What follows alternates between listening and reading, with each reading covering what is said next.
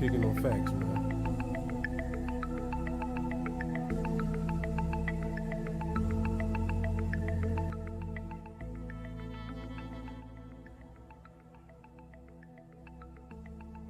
Yeah, them straight facts, man, you know.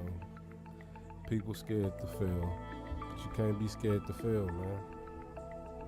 That's how you learn how to do things right.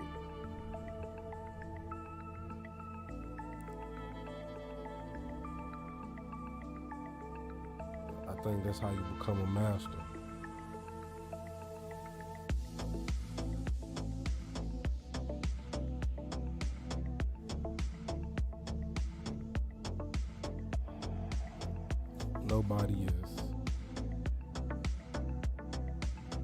Nobody is born with it all, you know.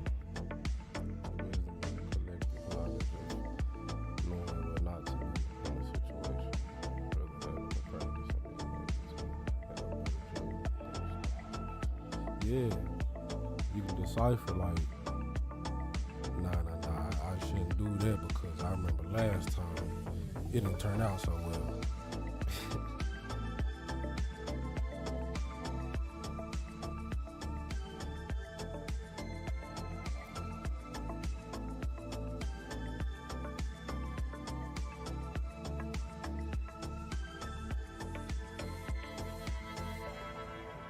That's how you said can't barely hear you. Okay.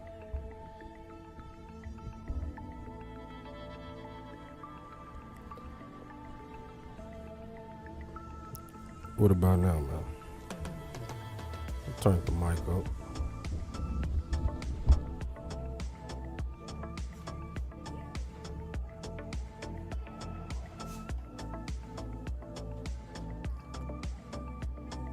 Thought I turned the music down too. Probably just gotta talk in the mic though. I'm already a low talker. I don't really talk loud, man.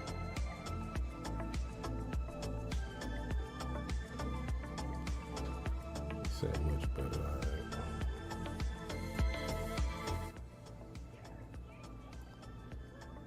Yeah, that music jumping shit. I thought I turned it down a little more though.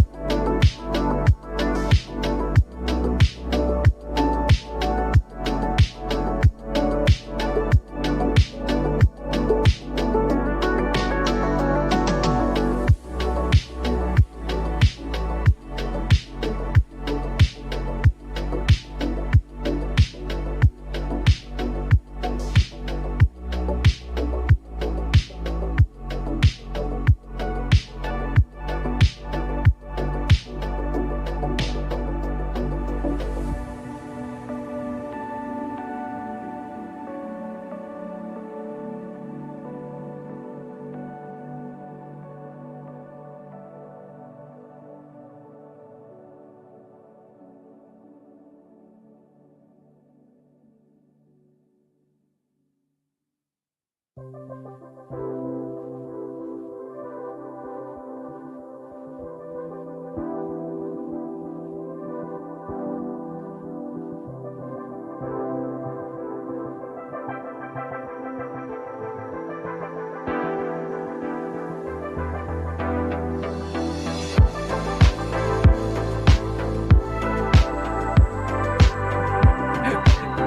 wait, I'm not gonna be over here by myself.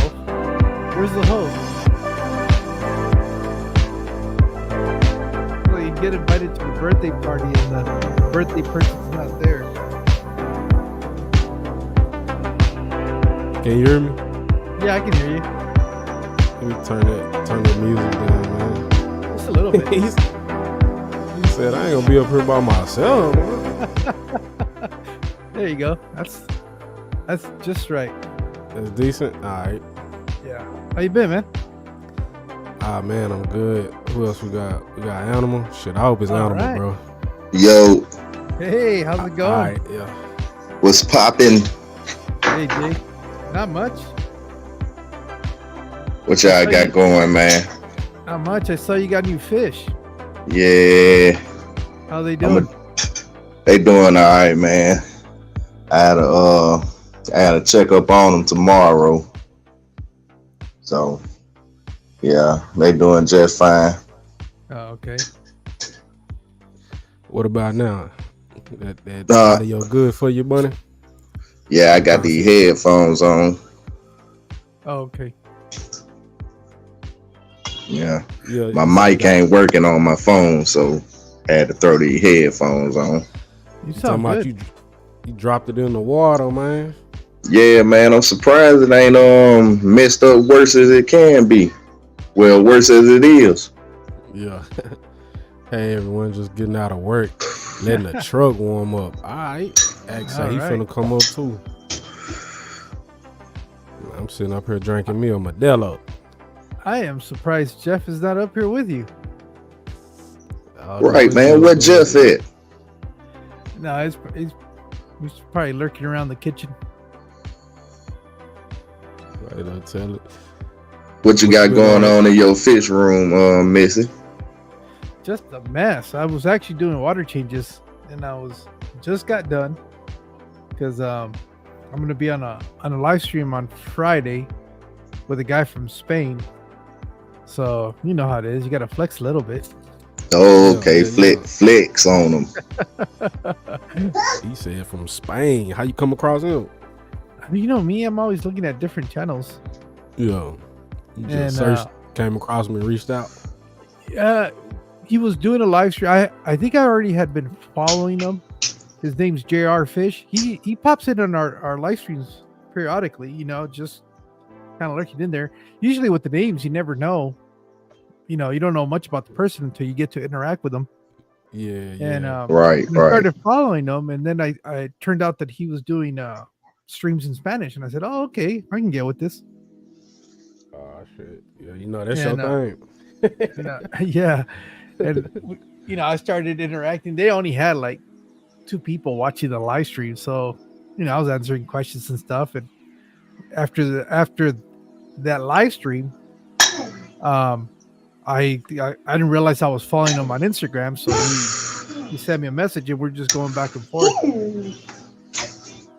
Yeah, he's been popping in lately to some of the streams, and I think he was on my last live stream, as a matter of fact. He was in there, but he's a cool guy. Okay. I the only thing I didn't ask him though is if he spoke English, but he must, because he comes to a lot of the English streams, or at least he understands it. You're gonna have to put me up on game, Mr. Kelly.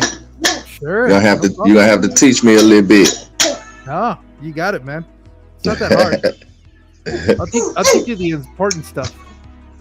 Okay. I'll teach you how to ask for a beer. Where's the bathroom? What's your name? You know, those kind of things. Right. The things that matter. Right. What's you finished that stand up? Yeah, I just I was gonna stain it, and but the stain that I have is way too dark, and I didn't do it. I want to go buy some other thing Here, I'll show you the samples. All right. Carl, what you been on, man? Ah, man, just cooling, bro. Watching these fish and these plants grow. Plants coming along too. Hey, them is growing. I really been shocked at the growth of the new growth of the plants. Right. I ain't never thought about trying my green thumb if I got one. Ah, shit. You know you got it. It's crazy. What's up, Mix? One of them is way too dark, and the other one is too light. This is kind of like a gray tone, and then this one is that brown tone, but it's way darker than what I really want. I'll probably just seal it. Which one you end up going with? Neither one of these. I got to go buy some more and see which one. Oh, okay. This is too dark. I don't want it to be this dark. That right there. Although it probably wouldn't be bad, just because the wall that it's going up on is pretty dark. Shit, you got to think too. It's gonna be some kids. You know, they got dirty fingers in there, all kind of stuff. You're right on that. I was even thinking, after all that, just maybe painting it. Yeah. Using regular paint.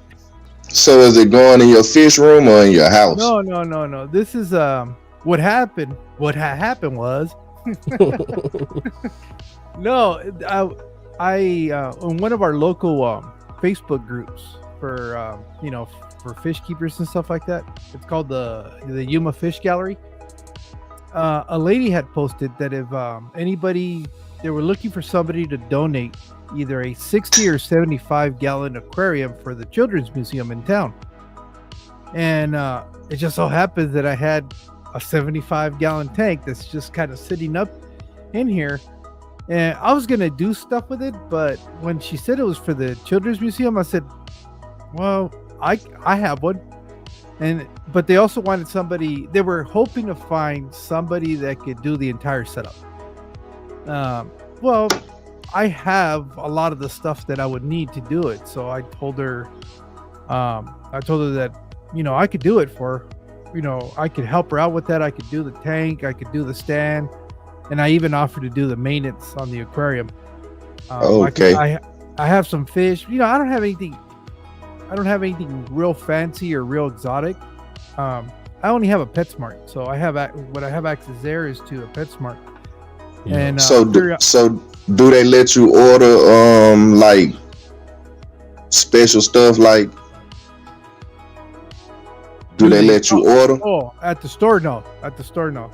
But here's the real cool part about all of this, because when I reached out and I told her I have some angelfish, I have some real common stuff, some angelfish, some mollies, some platies, some guppies. I have some bristlenose. I mean, I could really set up a tank, but it's it's going to be a reflection of what we have at PetSmart, but I could do it nice where it looks okay. And You can make it look nice, yeah. Yeah, and so she was all excited about it because I was going to be able to do the entire thing.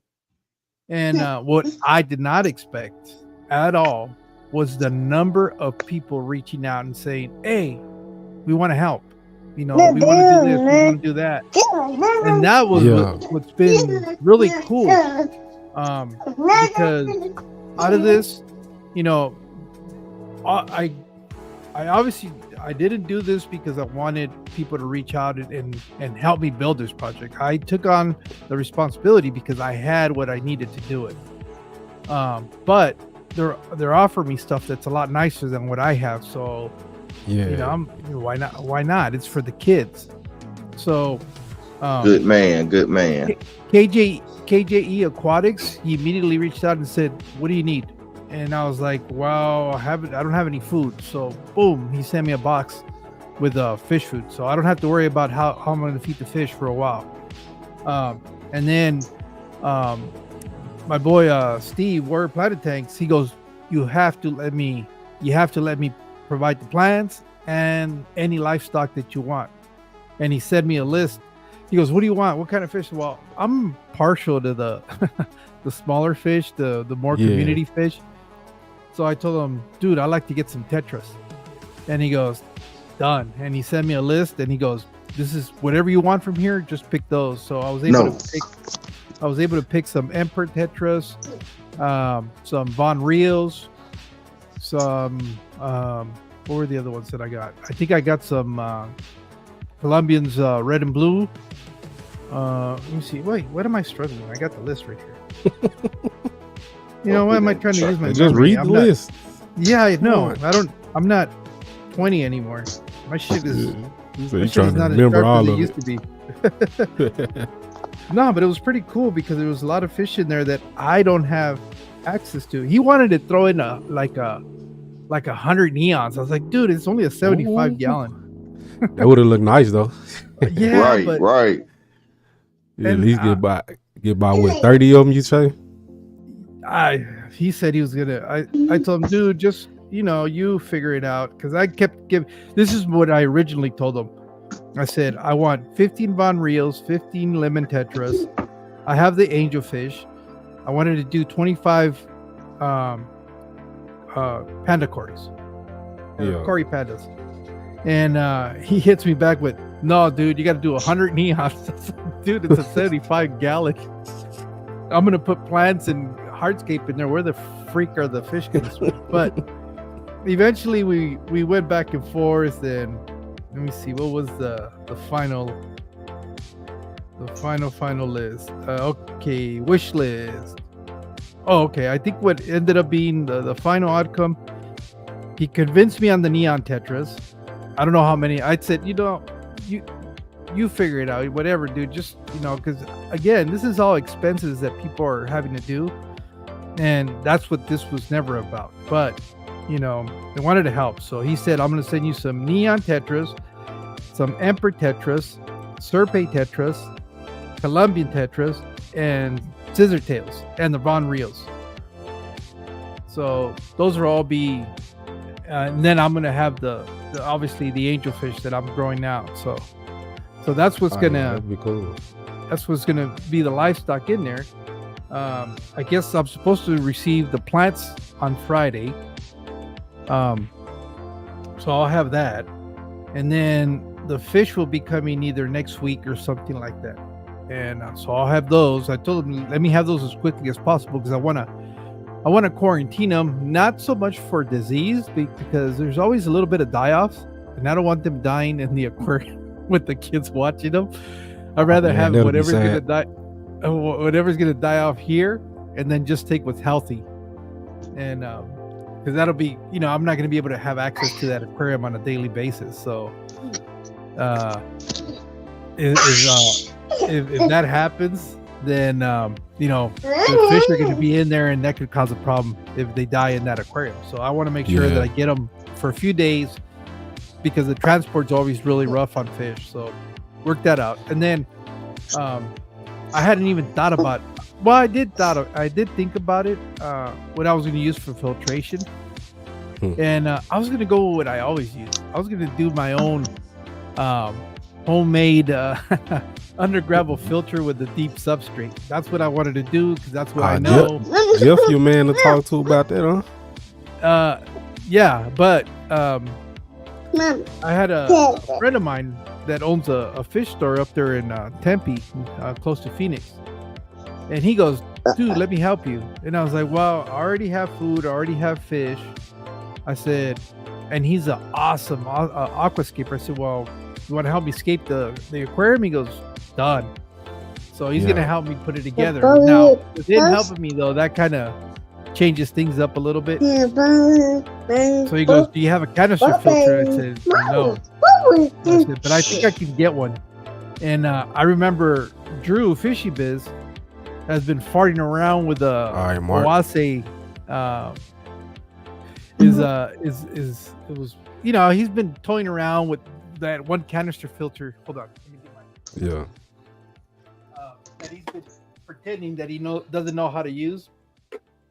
And I asked him, I said, "Dude, what's the real scoop on that?"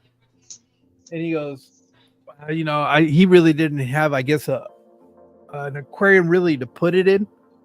He goes, "Why?" Okay. And I said, "Well, because I need a canister filter." I said, "How much do you want for it?" He goes, "What's it for?" He goes, "Is it for that museum you're working on?" I said, "Yeah." Well, then it's yours. So I was like, "Cool." Yeah, that's what's up. So he gave me that. That just happened yesterday. So he's gonna mail that out to me. I told him I'd pay for the shipping. That's not a problem. It's a whole lot cheaper than buying that damn canister. I was looking at it, and it's like $350, which I know Around the it's probably not much. 75. Yeah, it's the Oasi Bio something 600. Yeah, that's the one with the built-in heater, huh? Yeah, that's why I wanted it. Yeah. I was hoping I didn't have to run a heater, but I asked the lady at the museum. I said, "What do you guys normally run the museum at?" She goes, "Like 68." I was like, Yeah, I'm about to "What?" say it'd be cold in them places. I said 68. She goes, "Yeah, because we have a constant flow of traffic coming in and coming out." I said, "Nah, it's too cold." You know, I gotta get a. That's a way of keeping the germs down. Oh, Yeah. Is that what they do it? Yeah. Yeah, like the hospitals. Ah, okay. No That's wonder though. Yeah, that's why the hospitals be so cold. Oh, that's interesting. I had no idea. I didn't even think about that. Yeah. So, Yeah, nah, so that's I'm gonna pretty be cool. getting that from Drew. So, that was great. I mean, he told me that he goes, "This is yours, man," and I was like, "Man." So now I have a filter. So I think I'm good. I don't, they asked me, "What you gonna use for substrate?" I said, "There's a full filter sand, and I have a desert at my disposal, so I can go and shovel some sand into a bucket and call it good." That's what all my aquariums have is sand from out here in the desert, anyways. For real? Yeah. Did you have to like rinse it real good first? I don't rinse anything because here's the thing with that. All that particles, the dirt and stuff like that, end up working its way into the sand, and the roots of the plants will take it up. It's just nutrients. So I just let it settle down. It'll settle down overnight, really. And then so is that all you use? Just saying? No, I use potting soil for Potting soil.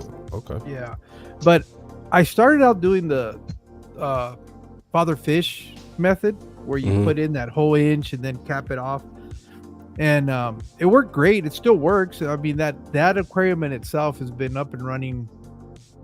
Wow, it's been more than 5 years now. It was like the second aquarium I ever set up. So, and that must have been like oh man, it's really 10 years. Holy smoke. It's 10 years because it was in 2013 when I set it up. And so that one, the problem with the way doing his style was I ended up getting a lot of hair algae because too many of the nutrients will eventually leach itself into the water column. But it took that aquarium, I'm not kidding you, about 2 years to finally balance out to the point where I don't touch it. It's set it and forget it. It's good. But it takes 2 years, to really look good. So have you ever had any staghorn? No. I think that's a type of gray algae or something. No, I don't think so. Nah. No, that one. The very first algae I got was obviously hair algae, and then I did get some blackbeard algae real bad. But I did the whole drain the tank down and use the peroxide and then fill it back up. Was it from the driftwood? It was just from too many nutrients. That's too much soil. So what I ended up doing was taking like probably a quarter of the amount of soil that he said and mixed it in with sand or gravel. Okay. And I use that as my base. And then I'll still do the 1 inch, but it cuts down on the amount of nutrients. And then I'll cap it. So I'll do my own mixture. What I use is potting soil. I use kitty litter. I use decomposed granite.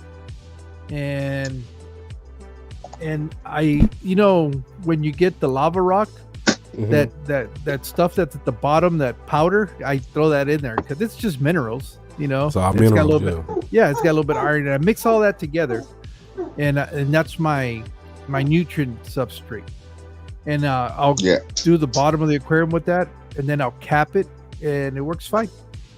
Oh, Yeah, that's cool. I caught that video when you was mixing your substrates up. Oh, yeah, I do have, I think, a short, and I do have a video where I was showing people how to do that. What I do, Well- and what I liked about it is you still get some of that potting soil for the plants and the roots, Mhm. but I find it that I don't get a lot of that hair algae.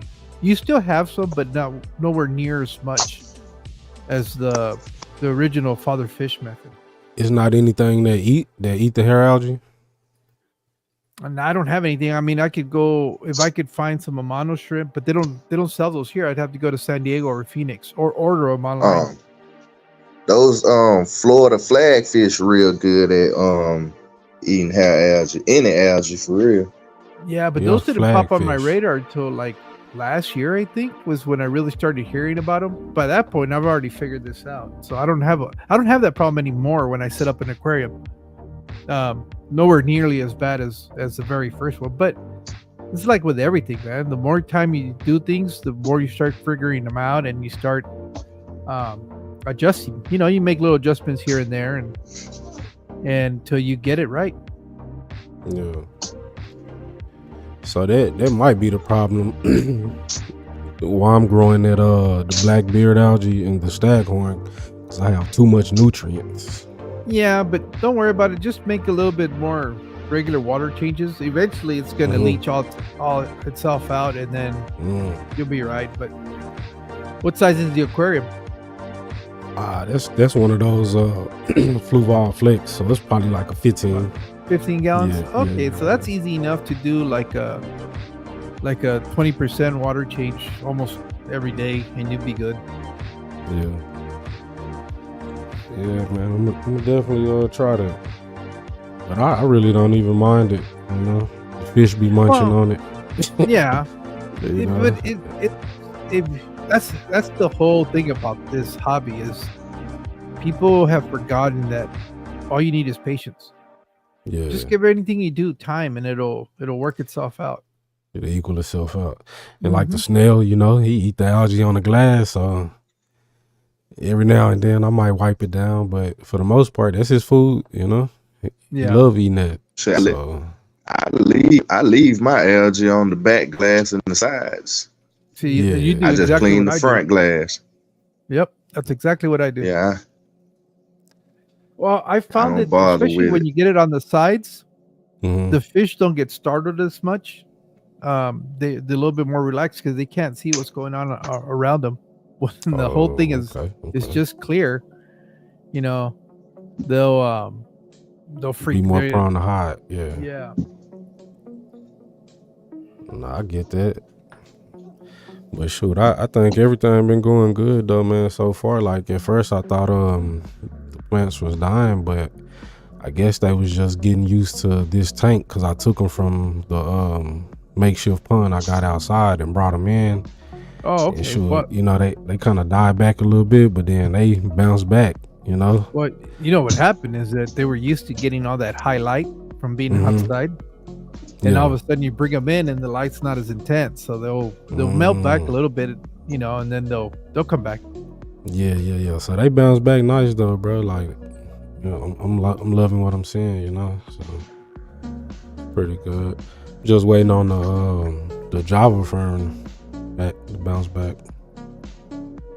I just glued it to that driftwood, so Is that a platy with like tiger striping that you have? that's what I'm saying. I've been trying to figure out what kind of platy is it because they didn't know when I bought them. That's a nice looking platy. So he got like orange speckles with a little bit of stripes. Yeah, I can see the vertical stripes. It almost looks like a little tiger striping. Yeah, he cool though, so that's why I had picked him up though. I like But it. they don't know. I don't know if it's a high fin platy or just a regular platy though. You know? It might be a regular platy. It's just the color morph that's really neat. Yeah, it's pretty cool. I had a guppy look like that, not like this, but it had a real cool pattern on it one time, and that's how I got into them guppies. But, that was when I first started out in the hobby though. But yeah, it's crazy, man. So, Animal, when you gonna drop the video, man?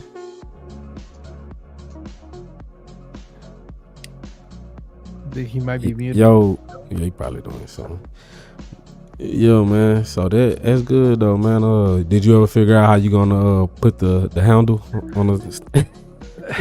I didn't even think about it. And then I thought, oh, I'll be real slick. I'll go to the sides and pull it off. But I forgot that it doesn't run all the way to the side. Originally, what I was going to do with it, my wife said, why don't you put the boards horizontal, the long way? And if I did that, it would have worked out fine because they would have gone all the way across.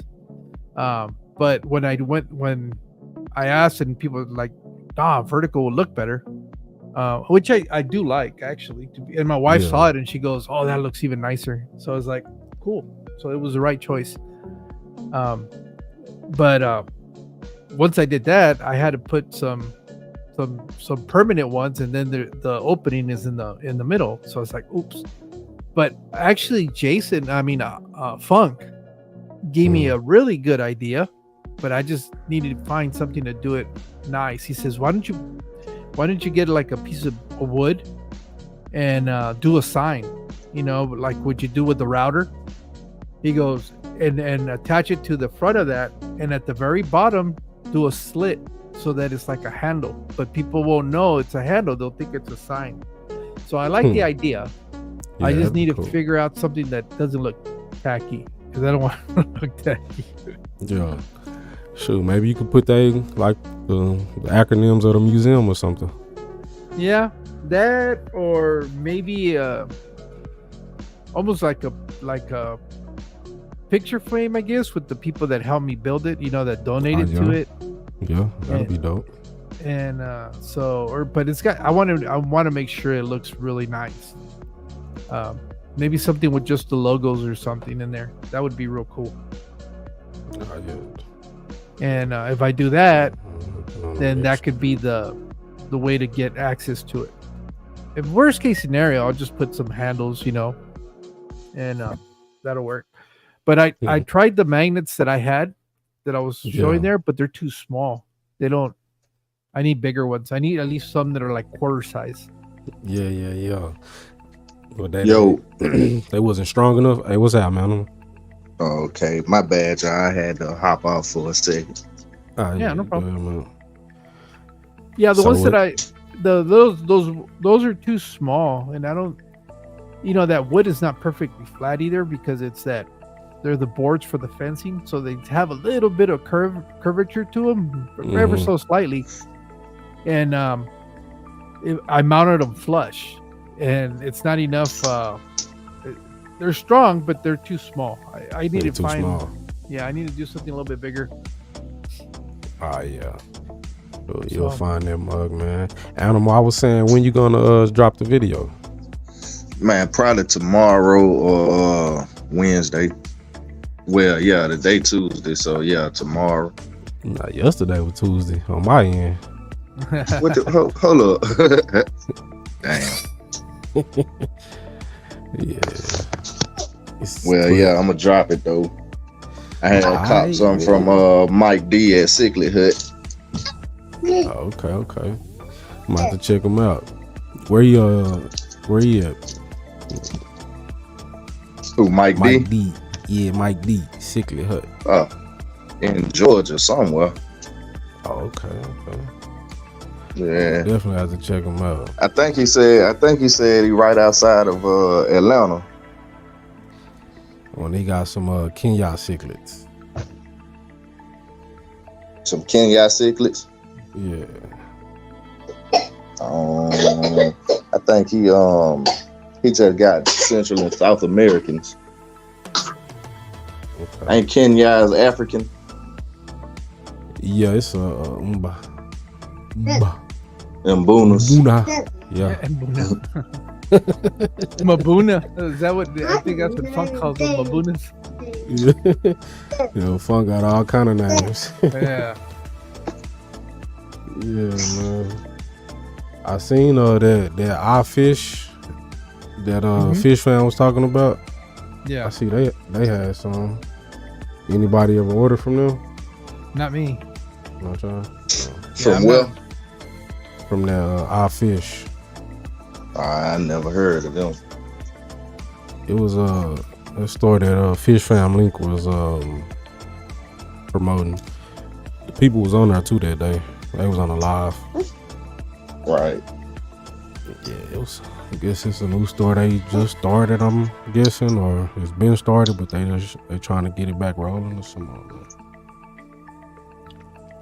But they had some nice selections. They had some discus, and they had like buy 3 get 1 free, stuff like that. Yeah, them was pretty cool. But nah, I definitely gotta look into that, man. I had 2 females, but the male he killed one and then he chased the other one out the tank. Oh, yeah. I really don't like African cichlids, man. I like the colors and stuff, but I just wouldn't want to deal with them. What's up, Act? That's you, man. Hey, what's up? What's happening? Alright, for sure. I promise it's me. Alright, man. I'm scarred. No, From man, that I understand. from That that chick kept troll. bandit. I'm scarred. But yeah, what he said, Jeff said, I need a little warmer so I got, oh no, not yet, car. Okay.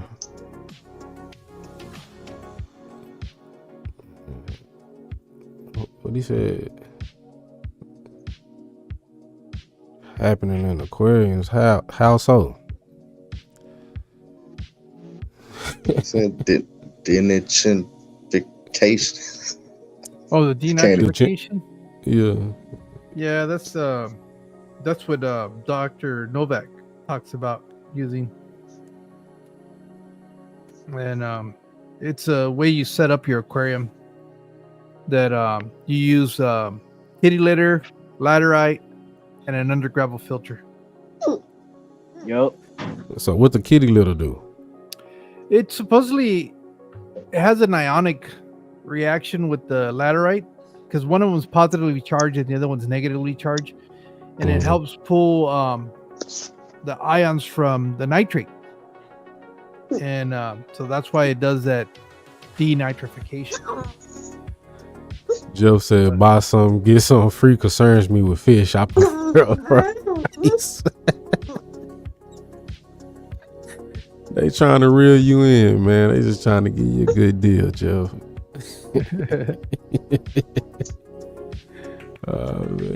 Your wife might not like it, but the soul can be boiled as well as mineralized. Mom said, probably it's home.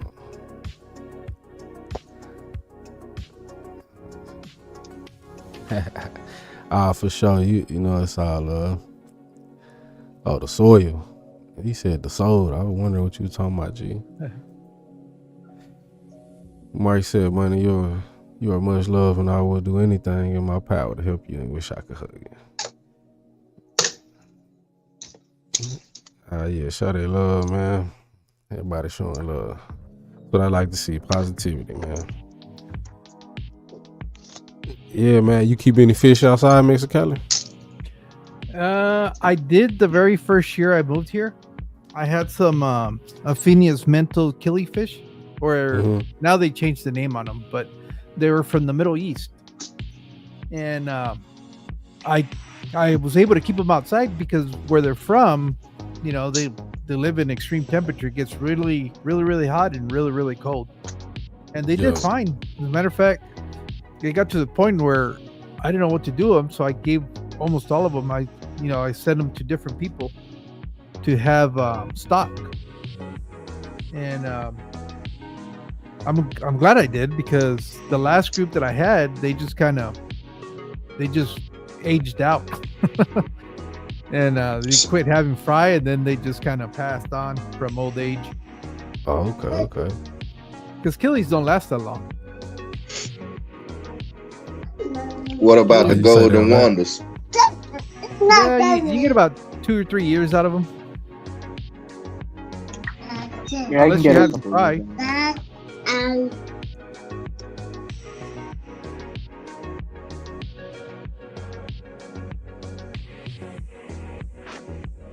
Oh, okay. I got you. Talking about this part, he said he been looking at trying to underground filter again, laying down a mesh or whatever, etc. Sounds Yeah. like George does it. I'm wanting Yep. to see if my experiment show any signs of okay. How you say that word? Denitrification. Denitrification? Okay. Mhm. Actually happened in the aquarium. For sure. You know what? It must be happening on the one that I have set up because that's the only aquarium where the duckweed looks yellow because it doesn't have enough nutrients. So how you And- know it's going through the denitrification stage? There's no nitrates. Nope. There's no nitrates in that tank, Yup. and which I'm is dealing not with good that. it's not good for a planet tank. I'm Okay, dealing with so- that in my saltwater tank. No nitrates is not good. And it's You gotta it's have got little nitrates. low You nitrates, know what? kind of. But Yeah, nitrates are not as bad as He people said, I'm make not them saying out it to happens. I want to see if it does. However, we dose nitrates in our aquarium. So what's the goal? be. It's just the goal, you just Yeah, don't what's get it- algae. yeah. I guess he's saying, what's the goal on the nitrates that you dose? Oh, I don't know if it's nitrates. I think he might be dosing fertilizers, but those have nitrates in them. We dose nitrates in our aquarium. So what's the goal?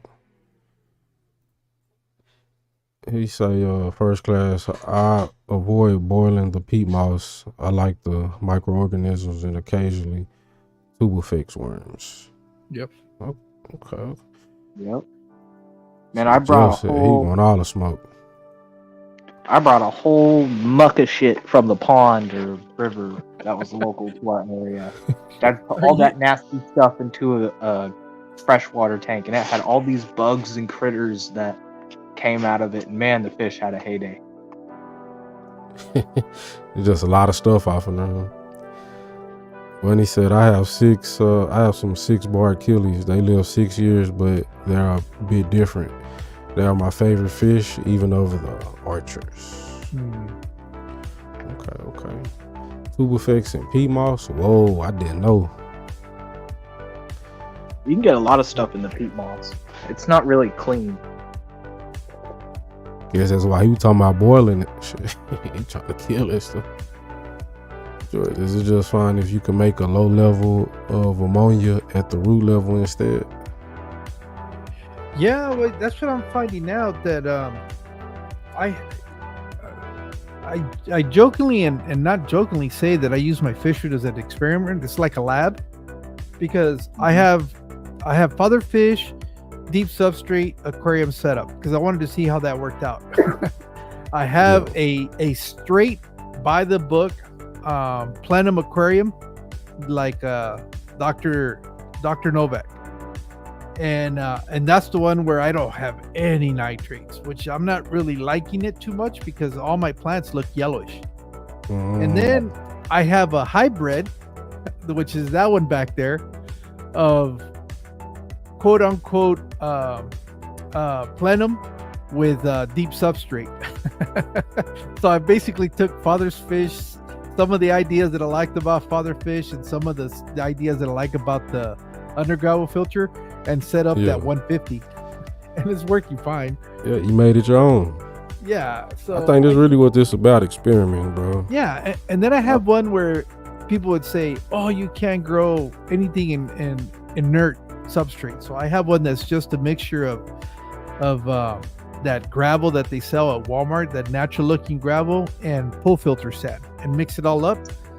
Yep. And that one, I'm not gonna lie, it took about a year before the valve took off. But what happened was it was just making it, but until the bio load of the fish finally was able to be enough to work itself into the substrate, and that pretty much goes down to what I think Jeff's talking about, all that waste. And because I have Malaysian trumpet snails, I think that's the key to a lot of my planet aquariums, is having those snails, because the way they interact is they go in and out of the substrate. So every time they go back in, they're drawing all that moam that's on the surface and pulling it into the sand. And now, you know, that I have that whole just gravel and everything, but it's like if I put dirt in it, because every time I move the sand, all that detritus just kind of works his way up, but it grows val like nobody's business. So it Val all must works. be your favorite plant. Oh yeah, Yeah. it is, because it makes you look like you know what you're doing. Yup. I had one tank with just sand. It was like the bag came in a mixture of sand and small pea gravel, and that's all I put in there. And it was growing Siswasertang and red tiger val like no one's business. Yeah. And yeah, it was like my best low tech planted thing. And there's something to be said of that tall plant and just filling out, Yep. that it kind of looks kind of cool. Well, to me it does. Well, and I had a similar situation. It took about a year for the val and everything to grow in. Yeah, but once Like, it takes off, once it takes off. But it's I think what it is, it's that that waste that has to work itself into that inert substrate, and once it gets down to the roots, then it just goes ham. I mean, I sold a lady that was setting up a pond. I basically almost the entire aquarium, all the jungle val that I had. Well, look, I'll show you how long it is.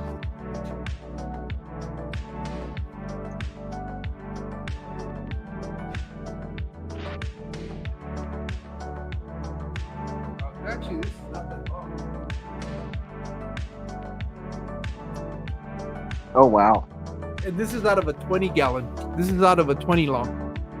nice. No, a 10 gallon. It's that I have on the floor.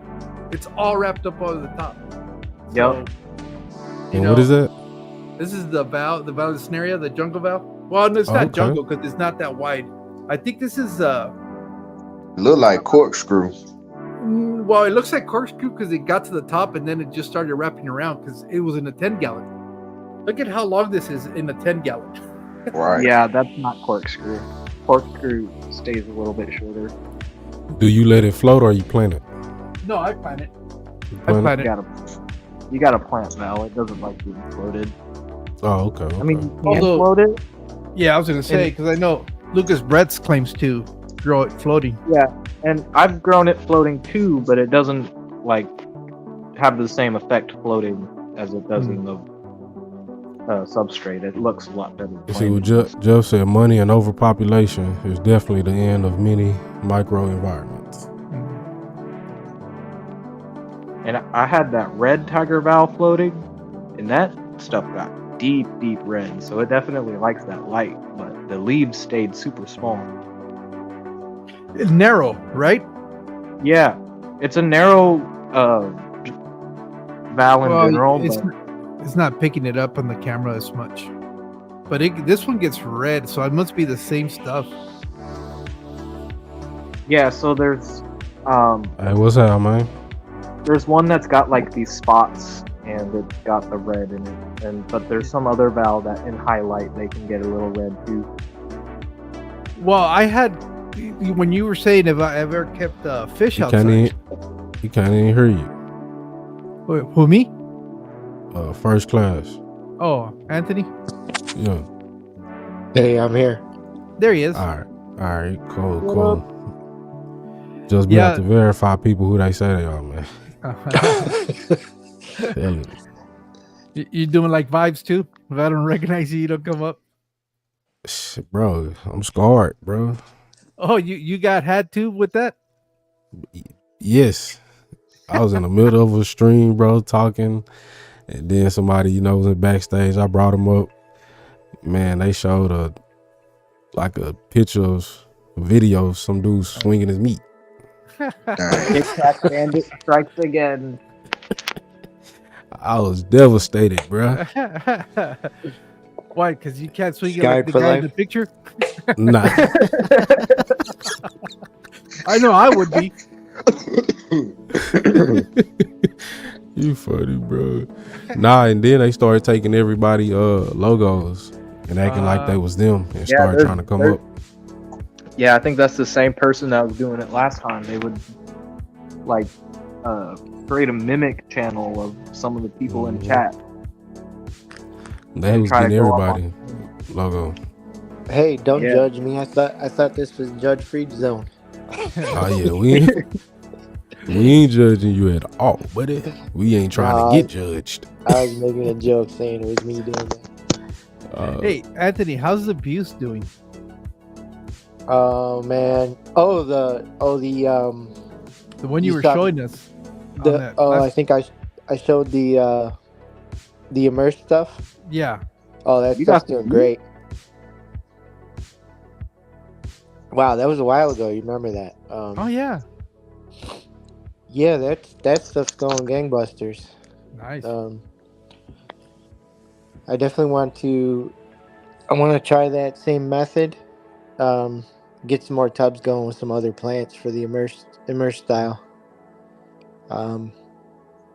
Especially with boosts and just in general with the tissue cultures, man, they really it costs a lot less to get a lot of plants. You pay up front, but get a little immersed thing going and get them going, and you got a lot of plants. But sadly, I have a lot less luck with boost in my tanks than I do in that immersed setup.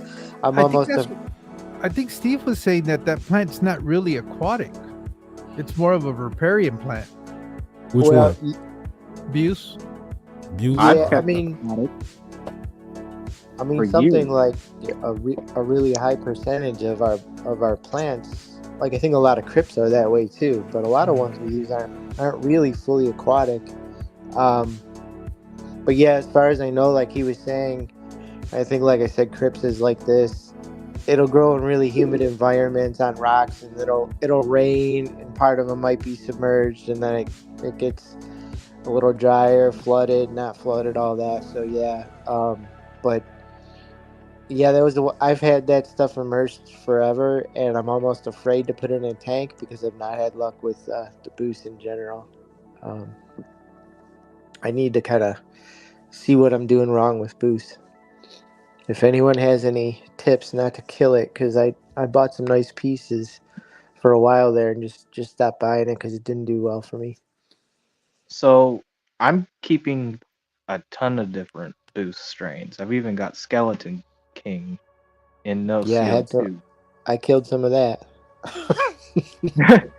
I don't know if it's just my water because that tank I have it in was my CO2 tank, and I didn't keep KH in there. It was just a little bit of GH.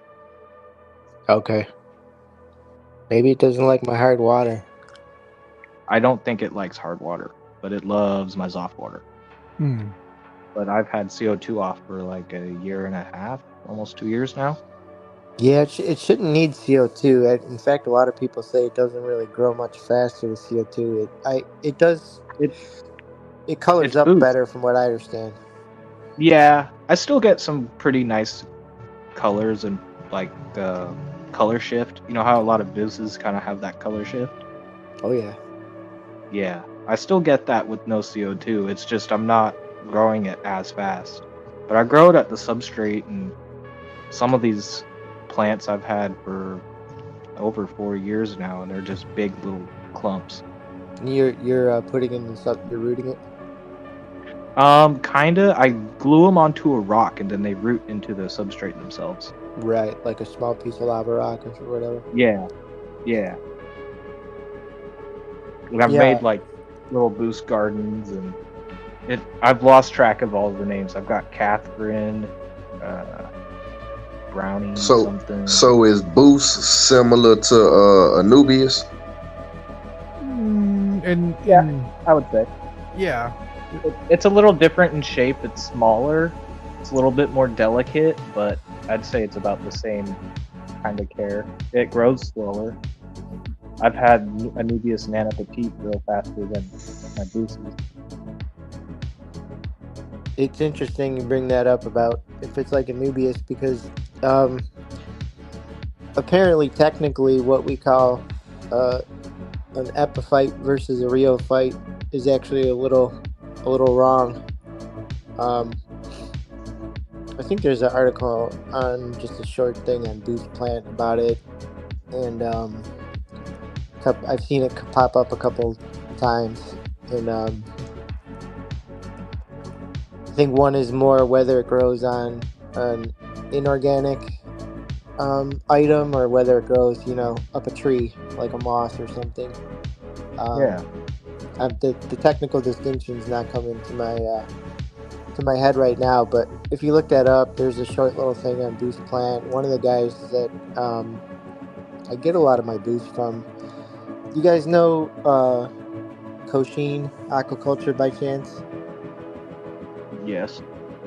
Yeah, they're trying to get their own boost farms going, so it's because of all the environmental issues with boost and Right. Pirated stuff and all that. But A lot of it. yeah, and if it gets closed down eventually, they'll be in a good position. But they're semi-local to me. They're not too far. I've met them a couple times, but one of the guys from there, the main guy from there, Will, he brought that epiphyte rheophyte thing up, and I just find that kind of interesting. I wonder if we're saying it wrong. I have no idea, but all I know it's not a plant you can fully stick in the substrate. It doesn't like that. Having a little trouble hearing you.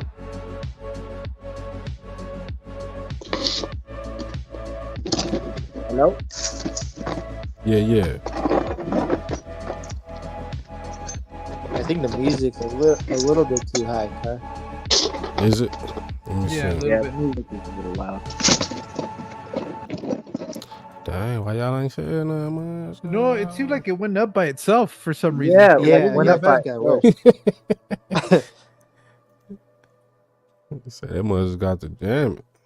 They should have a like for the guests too. Does StreamYard? I've only been on a few times and I've never been the host of it, so I don't know. But I wonder if they have a volume leveler, because I'm not even sure how well you can hear me, but I know Animal Instincts was way louder than you were, Car. So like if you're depending on what device you're listening to, like sometimes I'll pull it up on my TV and it's a good level, and then all of a sudden someone else will talk and it's like, whoa, it's loud. Yeah.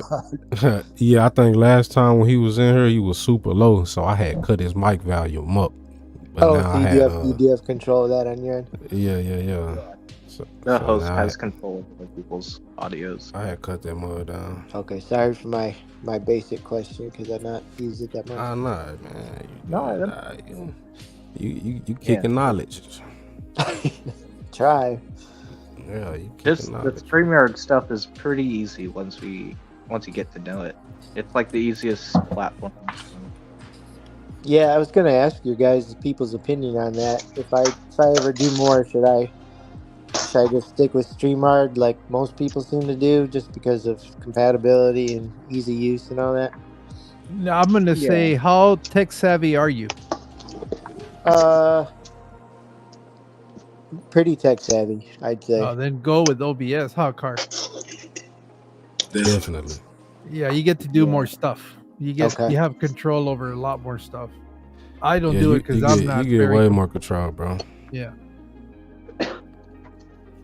But it's all, it depends on what, do you need to do that? I guess it's the main thing. And then if you're a quality type person, then you could only get what 720, unless you pay for $40 for the 1080 on StreamYard.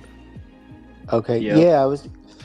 I noticed when I first started watching Fish Fam and stuff a few years ago. A lot of the video quality, it would say 720p, but it seemed like people's streams were really I don't think they were given all that bandwidth, but now I've noticed the past year maybe it seems to be a lot better than it was anyway. Yeah. Yeah, signal has a lot to do with the actual stream quality. Oh, You for have- sure. I know some people's setups are janky, but I'm talking people I know who definitely have, you know, their production quality is high in general, and they should definitely be. I mean, nowadays, if your Wi-Fi is not likely your Wi-Fi can't handle 720p, even if you don't kind of know what's up, you know. Jill trying to put you to work, man. Yeah, I know. Said get to work. You got to schedule everybody up here on the panel. Yeah, he getting booked up, man. I'm telling you. Yeah, well, So you know it. I'm telling you, Jorge, I've been waiting. He gonna be a Okay. celebrity, I don't bro. know. I see the problem is, a lot of the people that I already know, I don't necessarily, reach out because we've interacted so much. But I don't have a problem with that. The problem is here's what I need to quit doing. I need to quit looking for people because I go and find a lot of new small channels, and but I think I need to go through the gauntlet first of everybody that's here, and then start looking for new stuff. Yeah. But I But kind of those like new- it because it exposes a lot of those new channels to all of you guys. Yeah, I see you a bring lot some of new people in. Yeah, you definitely bring new people in. So there's just a bunch. I mean, now that I've kind of do that on purpose. The algorithm, anybody that's under 300, it usually pops up on my feed, and I'll go check them out. And there's a lot of good channels too. That's the crazy part. Yeah. Yeah. And You already got Jeff? You had well, already yeah, I interviewed got Jeff? him. I have him scheduled for the 17th. Ah, yeah. If So nothing you said happens. you harassed the hell out of him. Oh yeah. And then to get out of it, he started coming up on lives all the time. So it's like, yeah, here you go. Think he's slick. He said, Bunny said, "Oh, Mark, sorry. It was definitely past your love and best wishes on to my mom for you, okay? I will always will, no worries. She always appreciates that. And your kind words to her. And I always send love back to you." You got it, Mark. You heard it here first, man. Bunny loves you.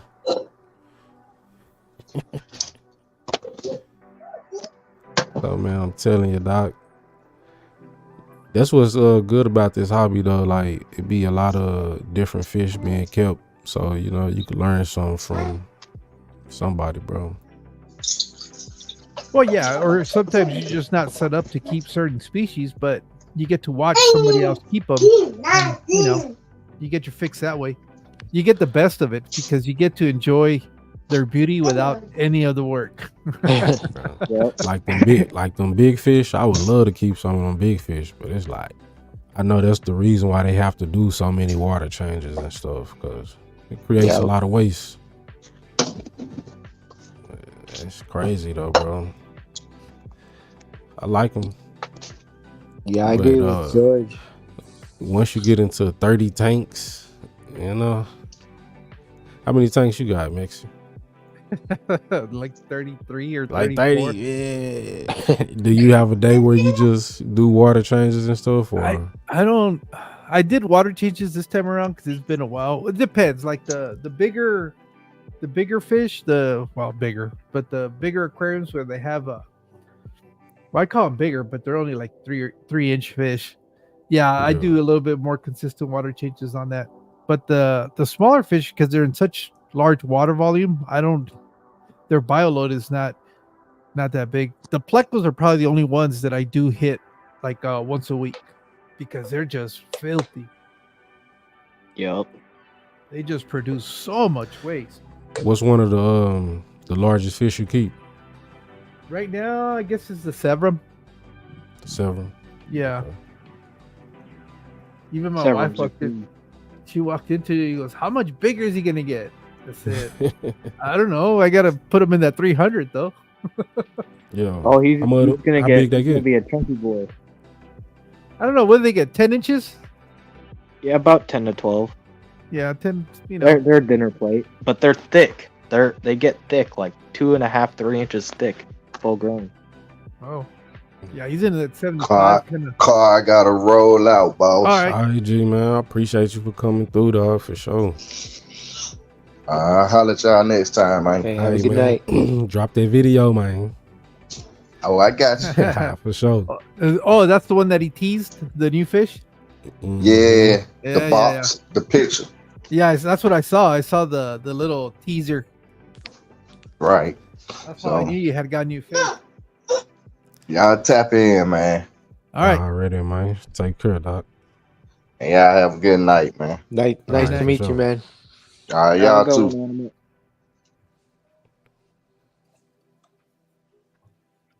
For sure. Said stay up, man. I'd say my biggest fish is a Severum too. Yeah. Yeah. Okay. It's funny because I didn't They're know cool I would fish. like them. They're pretty cool. The only thing They're I don't really like is that cool. that he nips at plants. That's the only thing. He won't eat Oh, them. He just, oh yeah, mine eats plants for sure. Is But it he eats certain duckweed, ones or too. just whatever you put in there? That's the one tank I can put duckweed in, and all the fish come up like flake food. yeah, this guy. Well, he's only one, so I know that 300. I was thinking of doing like a. I think I wanted to do 2 chocolate cichlids. I was telling Jason, and he goes, "What the fuck, dude? That's a lot of fish." But I wanted to Man, do. if you heard my 75 right now, Is it packed? it's packed. So Uh, keep in mind, it's got a 40-gallon sump with a Okay. fleece roller and a ton of biomedia. Hmm. But it's got the Severum, which is about 6 inches, 5 festivums, which are about 4 inches, Okay. 2 Geopari. No, they're Satanoparca Geopari, so they're like a geo, but they're babies. They're about 1 inch. There's a blue Acara, about 3 inches, just a standard blue. There's a little Oscar, about 2 inches, 2-3 inches. There is a Synodontis valentini, that's about 5 inches. There's a blue Phantom Pleco, a L333 Pleco, a Raphael catfish, a Banjo catfish, and a Bisher. Well, You got this is some what I trouble, wanted huh? to put, or I don't know. This is still for debate on that 300, but I want to do 2 chocolate cichlids, 2 red shoulder severums, 2 red shoulder rot keel, the one that's like the albino version of it. I want to do 2 of those, 2 red tiger severums. So that's what 6 severums in that aquarium. And then Okay. I wanted to do 10 to 15 cupid cichlids, 10 yellow banded acaras, 15 keyhole cichlids, 2 warus, 15 festums, 20 curviceps cichlids, and 20 angels. They told me it was too much. Wow. Oh, He's already just got a list there. it's quite a bit. I mean, if you think about it as they grow out, I mean, Yeah, that's It's what an they were 8 telling foot? me. They're all big body fish. it's an 8 foot, right? It's You an 8-footer. stocking them up, ain't you? So you also got to Right. think about breeding aggression. Yeah. When they like breed, it's gonna be a problem. So yeah, I mean, if you get them small, But that was the grow 'em idea. out. That was the idea, to get them no more than 2-inch size. Although Yep. the one, I guess, the chocolate cichlid just grows really fast. From when everybody's telling me, supposedly, that sucker is gonna eat everybody. If I get him first, he'll outgrow everybody. Oh damn. Get him last. Yeah, that's Yeah, what like- That's what I said. Well, then I'll get him last. Like Oscars grow fast too. Yeah, but I wasn't gonna put any Oscars in there. I gotta back Can I back That's Ian why up a I second got an here? Oscar last. That was the last fish I put in the 75. What's that, man? Oh, Ian said something earlier I wanted to ask about, back up before you guys are talking about your overstocking plans. You said Same here, dude. For you got a sure. fleece roller. That's like what they use in large public aquaria, right? Take care. Kinda. Yeah, they use them a lot in saltwater, public tanks, and ponds. The Oh, one you I got that got on- was less than $200 on Black Friday. So that's Oh, less than a Fluval FX6. You ain't gonna find a Fluval FX6 less than $2 unless it's on, or 200 unless it's on sale. Jeff Yeah, dropped that link, man, for you have that Ellie thing on- Fish. You show it on your I'm channel. already subbed. Yeah, I should have a couple videos on the fleece roller. I haven't made a video specifically on the fleece roller, but on my update videos, I've mentioned it. I'm real curious about it. So you like it? I love it.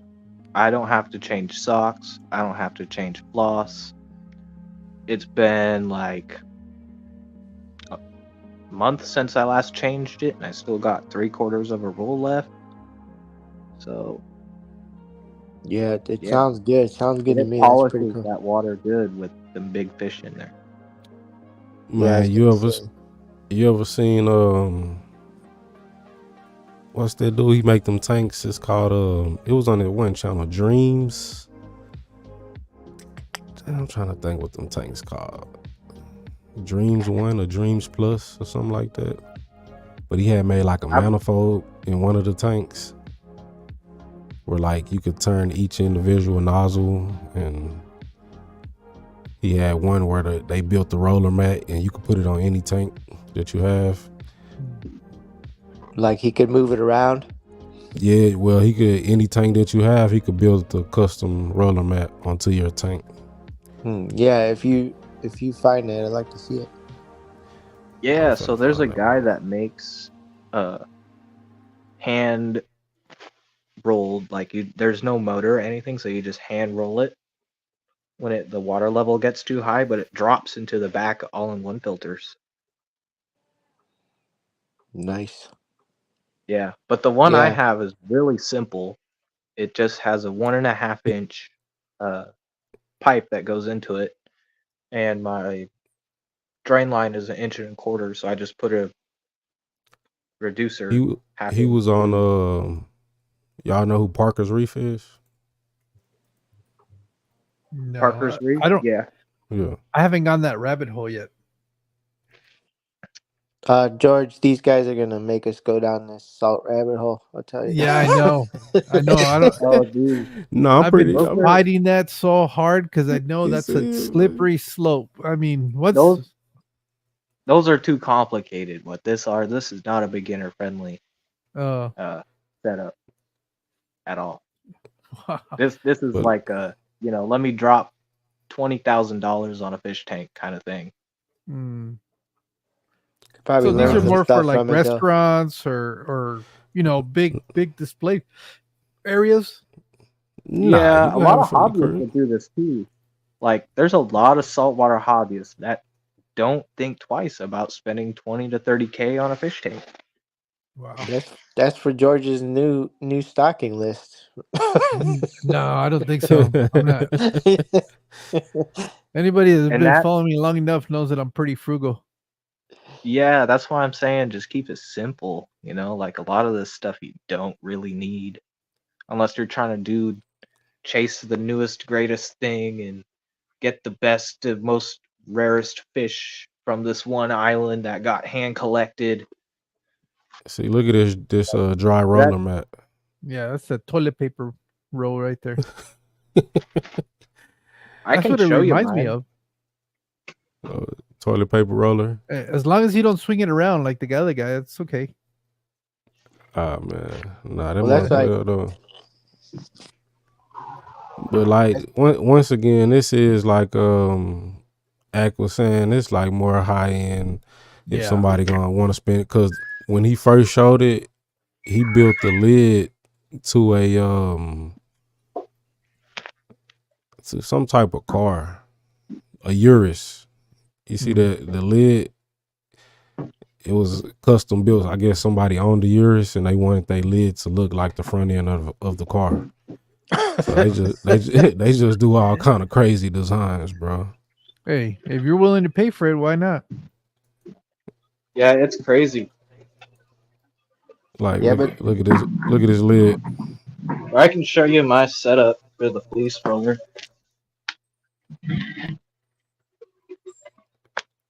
So he wanted it custom. They built it, and that's all it is. This the dude that owns the company. He was a glass maker, and then his partner is a engineer.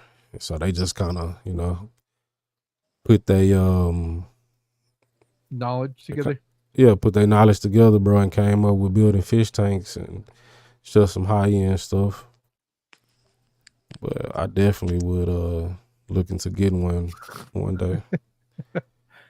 Bunny Viper. Gee, I'm not sure if Mexicali knows exactly what he wants for that tank, huh?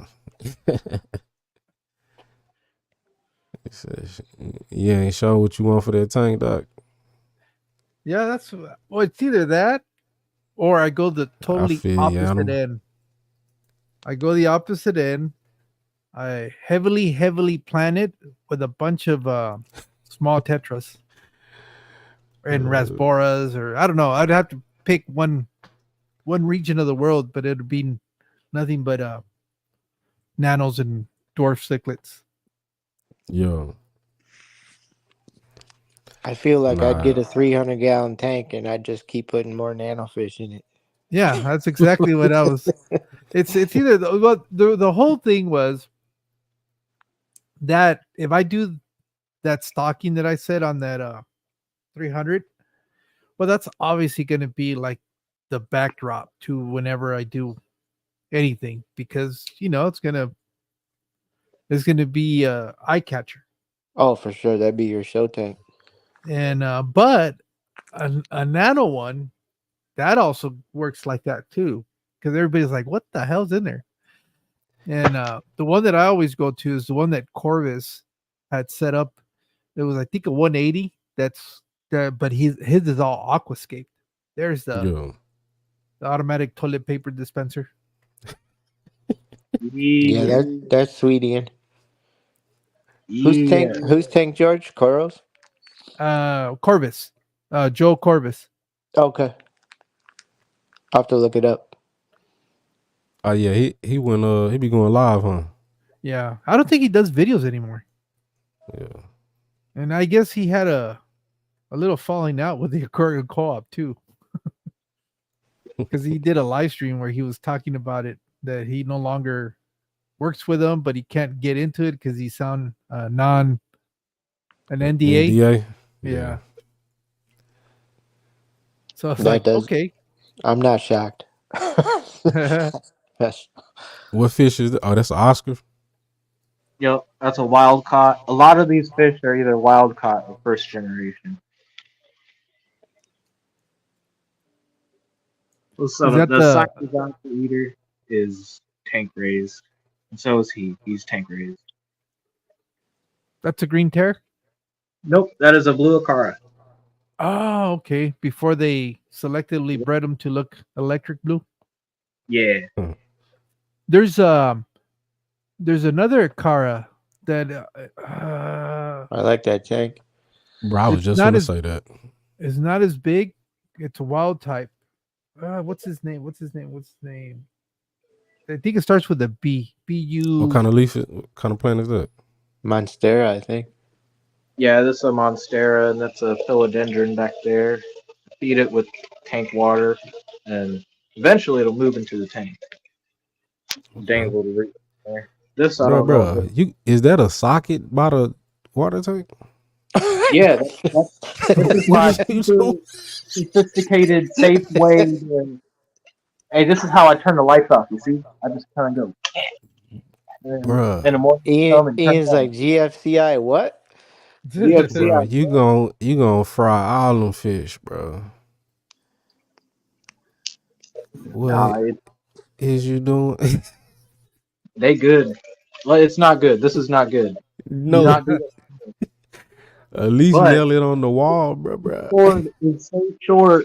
it doesn't reach it over there, so I have to like. Oh Just like man. Yeah, his drip loop is rubbed up against his I got tank. I got the drip loop. I got the drip loop. Yeah, touching your tank. Right into the tank. Yep. Ain't no way. We're just busting your balls, like Ian. Oh, I know it's Yeah. bad. I hate it. I absolutely hate it. But I couldn't get it to plug in over there without it looking janky. But everything else, I promise you guys, I'm pretty good at this. Everything else is neat and it's all tied up. Well, it's not tied up because I just fucked with the post. But Yeah, no, I'm just was concerned for your safety, my guy. It's a hazard. it is a hazard. I need to change it. You're right. I just looked up there. I was like, are those plugs? But nah, Yeah, though, get that's a like cool a tank. That's a cool tank though, for sure. get like a plywood panel maybe Panel, set to the yeah. side to put your stuff on. Yeah, nail it Yeah. to that plywood. That's a good idea. Cabinet for everything that I can just put all this crap into, like up here or up over there on the wall, away Yeah. from everything. Yeah, nah, that's But good. That's for the saltwater. or, yeah, this is for the saltwater. But so far, everything, there's no actual plugs resting. Everything's plugged into the strip. And yeah, it's best I can to keep it looped. Like, this is the best it'll get. Jeff's laughing at you, man. What is it with saltwater and little LED lights? I noticed that Hey. they like to light everything up, especially like their sumps. You know what it Yeah. reminds me of? Like cars in the 90s when you would set them up with a system and all these interior lights. My lights are dead. No, Yeah, but they're- you know, they'll use like reds and blues, and then it's like a nightclub. Yeah, they go over the top. Not me though. I just like, well, kind of. If I put this in party mode, it glows rainbow. Yeah. It like They make flashes. Nah, cause some people have stuff living in their sump, be like algae or copepods. Some people even have coils or fish down there too. Yeah, for Some sure. people keep all this stuff in their sump, and it drives me crazy. Like, imagine having all this stuff to unplug. That when you got to do maintenance, all this stuff just hanging right here or right here, like. And plus, this is a high humidity area. This is like the water's draining down here, the protein skimmer, like it's all open, so there's a lot of humidity in here, and it's not good for electronics. So there's virtually zero electronics. Plus with salt you got a lot of corrosion too. Yep, a lot of corrosion. So I keep it up. It's above water. And that's the frac tank. If you guys watched the video, you thought it was a fail. Yeah. What was it? Was it the thread that was leaking? What you were talking about? People not threading it right, or? So it's just this pump. Oh, okay. This pump is sucking this chamber dry. Oh, It's too Because strong. of the flow getting into this chamber. So I'm just gonna make a new drain line, cut this a little shorter, make new 45s that come down, and then come back out, and I'm just gonna have it sit right here. There should be enough flow in there to keep that pump rolling.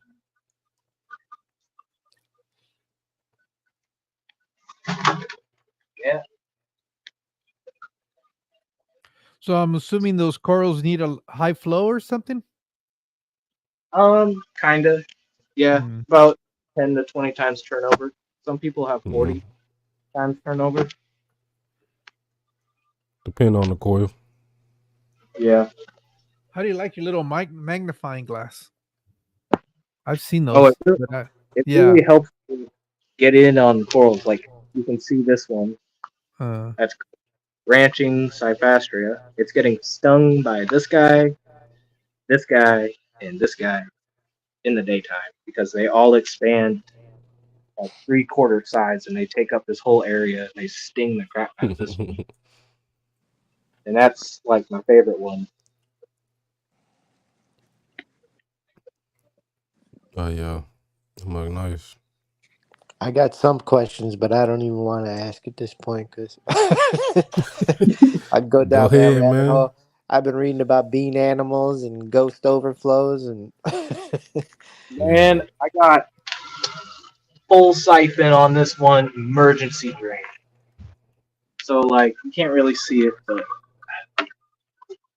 yeah, because if I ever did it, I have to be damn sure it's not gonna overflow on me. yeah. Oop, almost dropped the light. Hold on. Don't want to That's drop. the that's the most scariest part about having an all in one. Like you having the levels right in the back, so you don't it don't overflow. Yeah, because I guess you just have to make sure that one spot's not never gonna clog. Exactly. Yeah. So that one right there is the main siphon. This is the emergency drain. So if that main siphon ever gets clogged, this emergency drain is next. This one stays above water. Got you. So the main siphon is pretty much all you need, and you can control the gurgle with a little valve. Hmm. So like you can pull open. You can really hear the bubbles,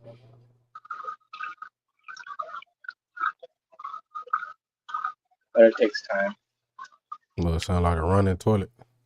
Yeah, thanks for showing me that because that would be my. I might have forgot about that. It'd be my other concerns, getting something quiet. And twist that a little bit. Watch the bubbles. I do keep this pretty bubbly because Ivan I'm running, Aquara. and Oh, hold on. Kalkwasser has to be agitated. George found a species Film name. Coolest. Oh, Yeah, okay. that's the one that I would. Here, I got a picture of them that. Well, not my picture, but there's a guy that has them. Man, they're really nice. You ever had a problem with abstasia? Yeah, Mm. they're pretty easy to deal with. Either use F-aptasia or peppermint shrimp is what I use.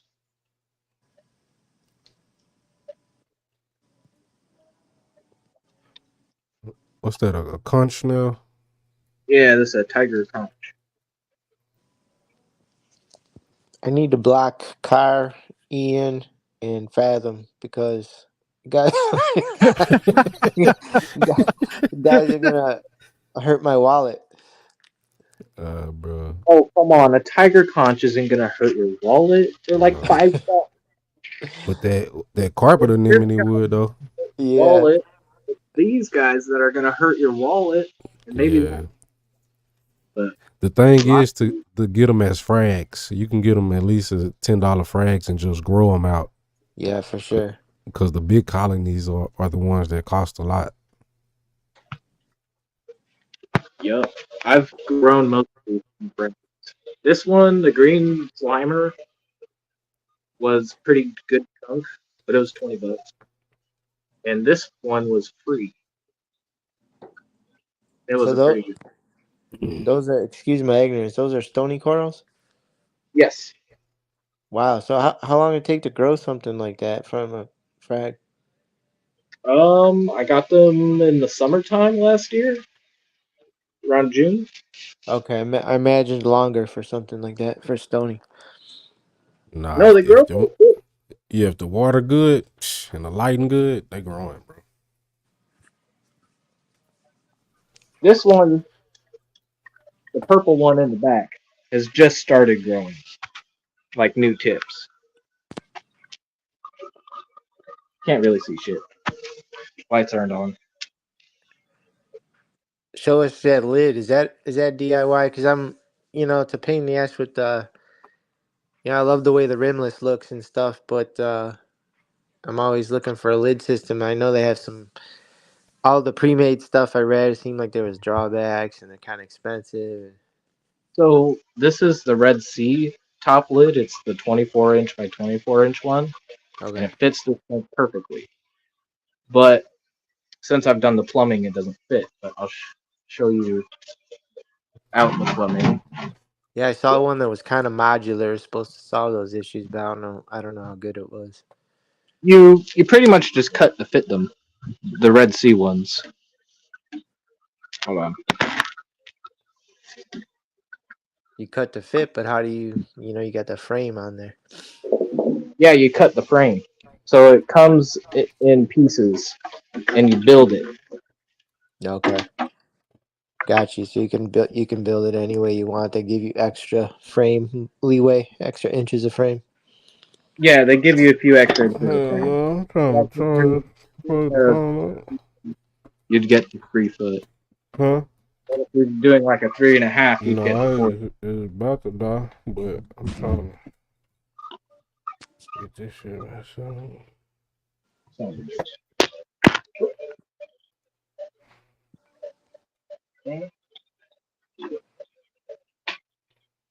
I haven't cleaned the lid in a long time. But after removing the pipes, it fits the corners to the corners. Nothing is jumping out of this. Man, I needed that for that engineer Gobi I had. He Yeah, kept jumping out, bro. you said they were He jumping out like crazy. bro, he Oh was yeah. jumping all in the back of the all in one in the sump. I was like, bro, what you doing? Wild batters too, man. When they say they like to jump, they are not kidding. Man, that fish was crazy, bro. He wasn't no I've got match for that damsel though. That damsel wasn't playing with his ass. the damsels are feisty, from what I can remember. Yeah, I tried to give him a chance and put him off in the tank where everybody else at, and he just threw sand on everything, bro. He killed my mushroom. He just, I said, you know what, you going back by yourself in the other saltwater tank, bro. Well, you got to be like what was it? Fishy Biz the other night. He's saying Yeah. he gonna withhold his French fries, man. You go. Right. Yeah, you got that fish out of there quick. That's how you punish a fish. Don't give him his French fries.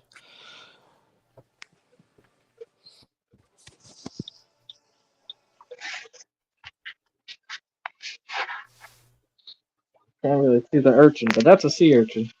No.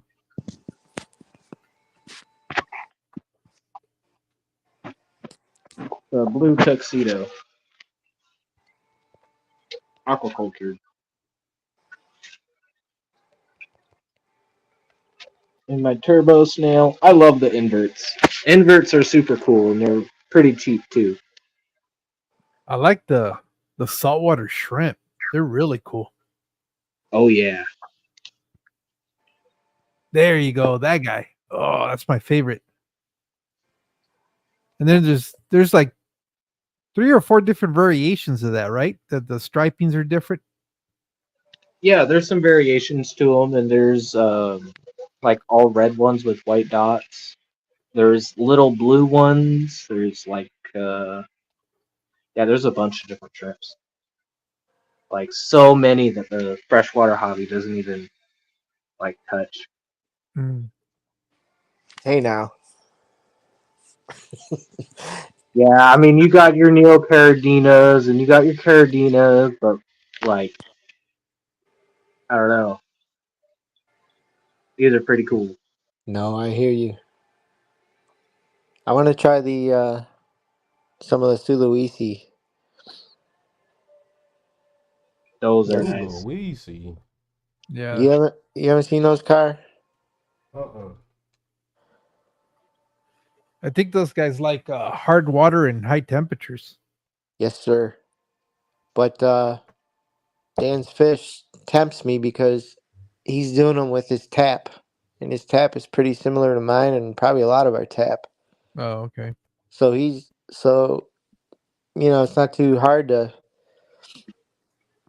use a buffering substrate, and the only thing they really don't seem like they should be too hard for the get a proper environment going for them. I guess they don't like any kind of new system, because they probably need a Man, lot do of y'all any biofilm of and y'all stuff. use RODI water?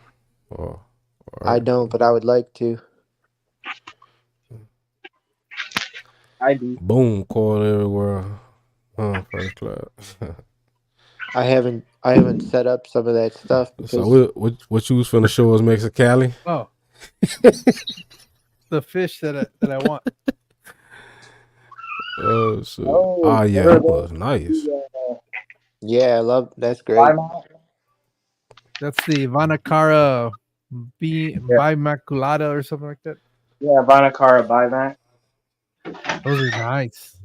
I Except had I the broke my heart when I found out there were saltwater fish. I was like, ah. yep, the Vanacara etiquetta. See, those are good for you, Ian. You have that saltwater. Yup, I love them saltwater fish. I'm sorry, but I tried African cichlids, and it's like too much like saltwater to mess with their salt. That I'd rather just do salt. Yeah.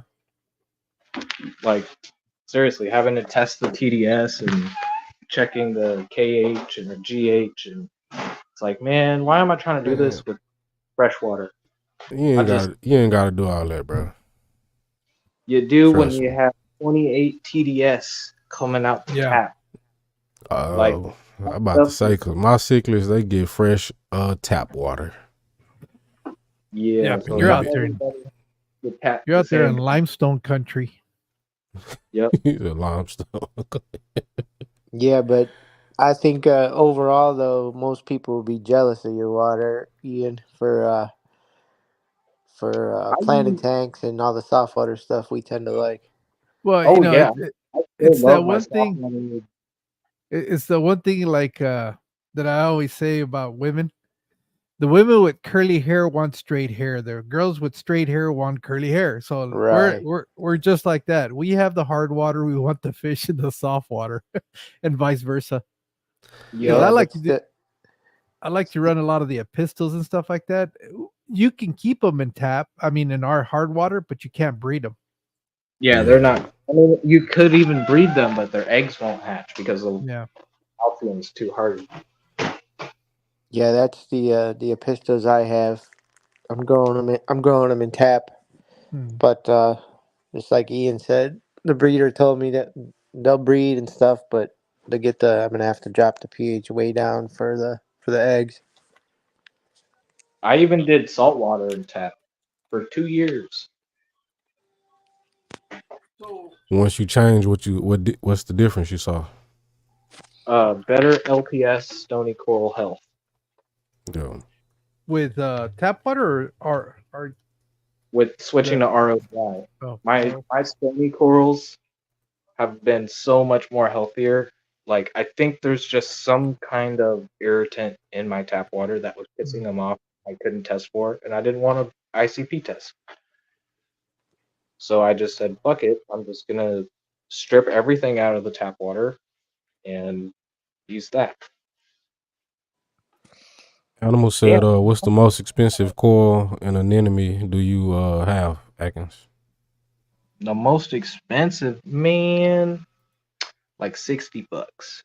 Yeah, oh, that's not bad. yeah, $60. 60. Yeah, I'm a cheapo. I won't spend money on expensive corals because they have some fancy name. I will spend money on a coral I like because it looks cool. But a lot of people get hung up on because it's got this fancy brand name and this marked up price that it's some bad. I just don't. Yeah. But you saved all that money on electrical. Yeah, I spend my money on fun stuff like putting You know what? I was listening to an interesting conversation about corals precisely. That the reason that they're so colorful and all that neon stuff is because they're stressing the hell out of those corals. That's why they get those colors. But if you were to take away the lights that they have on them, they'll go back to their normal state, which is more like subdued colors and Like brown. yeah. Yeah. But is that true or is that just like crazy talk? I think that's all baloney because I Oh, think corals in aquariums are a lot more healthier than they are on a reef because we are controlling their environment. And so with that, we're able to bring out these different colors under these different lighting because in the on the reef they only get sunlight, and at different levels of the reef is where you get the different spectrums. no, okay. Some of them under full sun are just going to look brown, but the ones that are down lower, they're getting that bluer light, and so they're able to see which ones have that color. Yeah, And because some of we've them be gotten red and we've green and gotten all those colors deep down. yeah, but we've gotten really advanced with these LED lights that we can bring out certain corals or colors in corals, and I don't think it's stressing them out. We're just providing them with uh, the right colors. Well, it's a good overall point too, I think, because a lot of times we say we want this natural, we want that natural. It's like, at Yeah, least at least speaking for freshwater, it's like, okay, well then that means probably like you want 5% of your fry to survive. You want all your fish to have parasites. Like we're creating an ideal. We want the the yeah, top tier that a small percentage in the wild get. right. In a Yeah, say natural, that's natural. there's Right. actually like coral predators, you know, Sure. that eat a lot of coral. My Not tank like a 18 to ton of 28 coral. TDS. Yeah, a lot of fish eat them. Hmm. We don't do that in our reef tanks. There's a lot of Yeah. stuff really natural about reef tanks, but I don't know if it's bad or good. I mean, we're able to completely manipulate corals to spawn and raise those babies up to spawn the next year. Yeah, we go down that rabbit hole again. We did that. That's a good one though. You say, But yeah, we yeah, did that. like with the red plants, a lot of people do lean dosing with the starve them of nitrate to actually make them redder because they actually that would be, I guess, in a way like George was saying, stressing them, Yeah, bringing out the red to try to gather more nutrient, as much nutrients in photosynthesis as it can. It's actually uh, the plant stressing a little bit when it's turning so red. there was a system like that was very popular around 2012, and it was called Zeovit, and it was like a bacteria-based system that dropped the nutrients super low, and it made all the corals, SPS corals, mostly, have like a super pastel color look, and apparently that was the craze. Mm. But Interesting. looking back on it now, we're just stripping them of food, and they paled out. Mm. That Hmm. was something that we stressed them out, and I don't think that's a good thing. But I don't know much about corals. I just know that I don't like paled out corals. I like rich, vibrant colors, or even just brown colors. I love brown corals in general too. Do you ever just run with the white lights on? Like no Oh, blues? blues are a minimum for me. I keep them to Yeah. like 2 hours in the beginning and 2 hours at nighttime, and the rest of the time is just full spectrum, and it gets peak full spectrum for about 4 to 6 hours. All right, J Rock. Appreciate you for coming through, man. For sure. Jay, good night to you. But apparently, corals do need blue light, so I use some blue light, but not a Yeah. lot. Well, technically, it's all the colors in white light. Mm-hmm. Yep. But also, Yeah. if you like purple corals or blue corals or pink corals, they look the best under daylight spectrum. Mm. The blue lights hide them because it's a different color protein or something.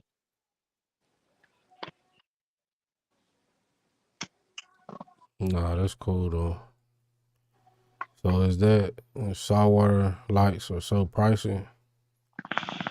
Yeah, for the spectrum wise, yeah. Cause Yeah, you able to control each individual color to create yeah, the spectrum you want.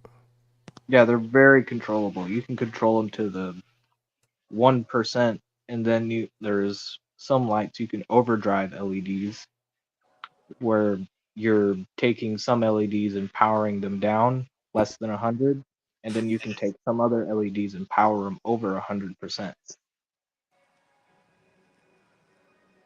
which is pretty cool. So I'll do that like on my AI Prime. I have the reds and greens lower, like really Yeah. low, like 10-15%. But All right, that man. means So I have my blues. yeah. So y'all didn't heard enough. So when y'all getting y'all saltwater tank, man. Yeah. I don't know. But you don't need them fancy lights. No. No. If I'm gonna do the typical um gateway saltwater tank. You know, the Fowler tank. Yep. Yeah. You could use a freshwater light if you're just doing fish, but you're not gonna have like the best colors out of the fish. I mean, you'll still be able to see them, but it's like the night crew LED lights. I can't rave them enough. I love those things. Whether Well, it's the hyper reef or the regular bar lights, they're really good and good price. And they call what?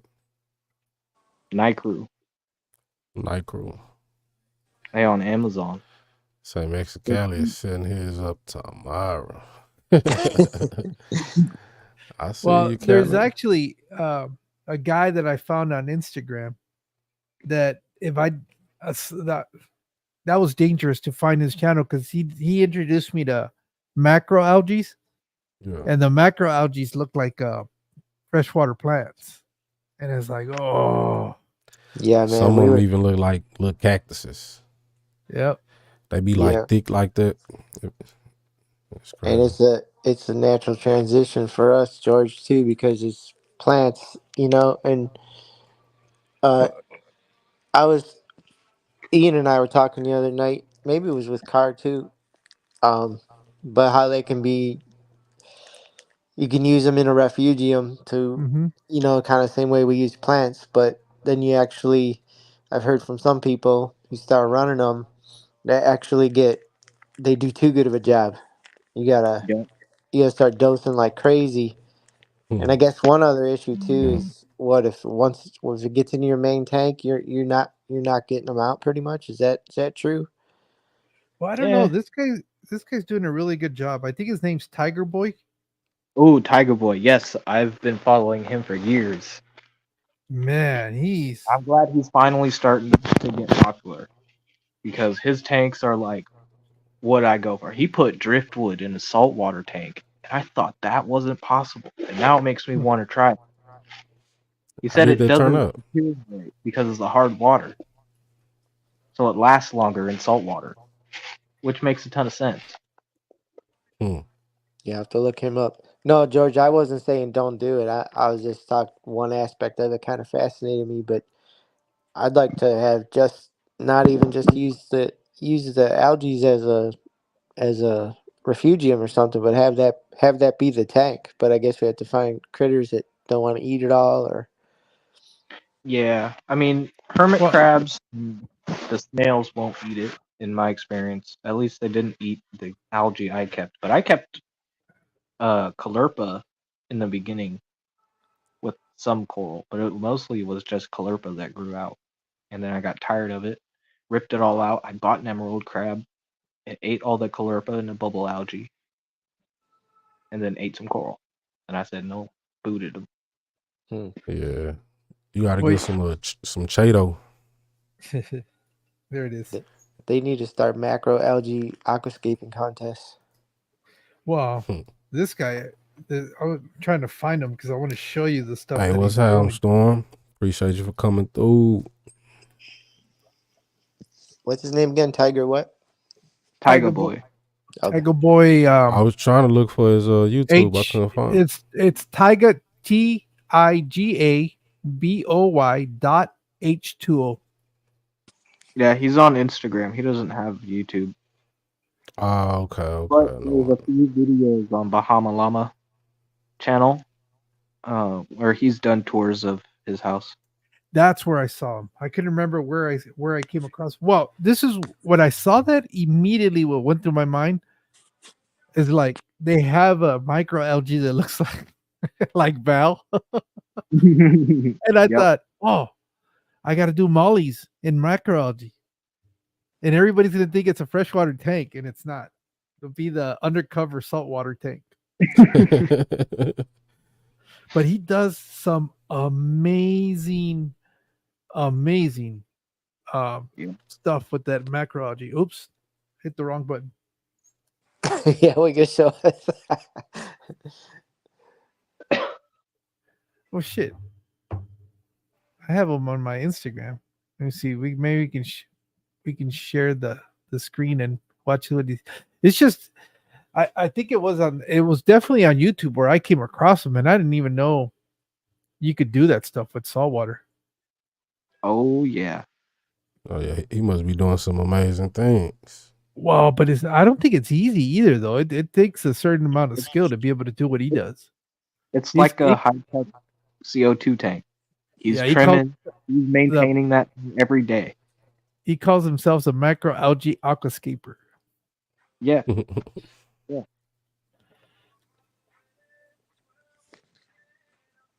Oh yeah. Take care, Jeff. Said the micro. Oh, he's going to bed. He called it a nap, which I think is It's a alluding 2-hour to nap. Time to have a good alluding night, to his everyone. small amount of sleep in general. Yeah, Night. he take cat naps. Yeah, he's a busy man. If you want You to don't share really the get- screen, I got his account up so you can see what I'm talking about, or what Ian's also talking about. Yeah, I'd All like right, to my see man. it. It'll fuel our saltwater Oh, you lust. said share your screen. Yeah, share the. Let me see. I probably need to do it, huh? And then you can put it up. Let me see. Share Yeah. screen. Share the screen. Where is it? Windows. It's this one. Share.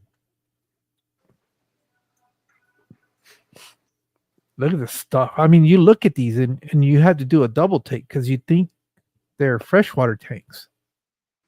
Because he's got colors and all this stuff going on in them. Freshwater lights. Keep that in mind. Yeah, those Those look are like not twin mine. stars, huh? Yeah, he's using twin stars and Chihiros and stuff. That's sweet. Yeah, them are nice. I need to download the StreamYard app because with the way I did it now. What's that waterfall that he has up there in the back? I've never seen anything like that.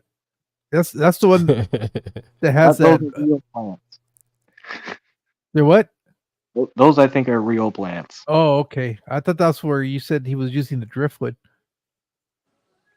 No, this was a few years ago. I don't know if he's got the driftwood Tiger tank. with H2O. It was like a mangrove driftwood tank, and he had corals growing on the mangroves. Hmm. Roots. But yeah, it should be on Bahama Llama. He did some videos over there. Bahama but- Llama. Bahama Llama, Remy, the And new then voice of Reef builders. the other place that I seen them do that were keeping similar aquariums like that is when I did the CJ World, CJ's Fish World up there in West Covina, up by LA. They had a couple of those the smaller rimless tanks set up like that, and I was like, "Whoa, this is nice." It's one thing to see it in pictures, but when you get to see it in person, it's a whole different game. Man, Oh, yeah. I'm trying to get on something like this. That's Ian's house. Oh, is that the guy in England that has that whole wall that's set up of? Yeah.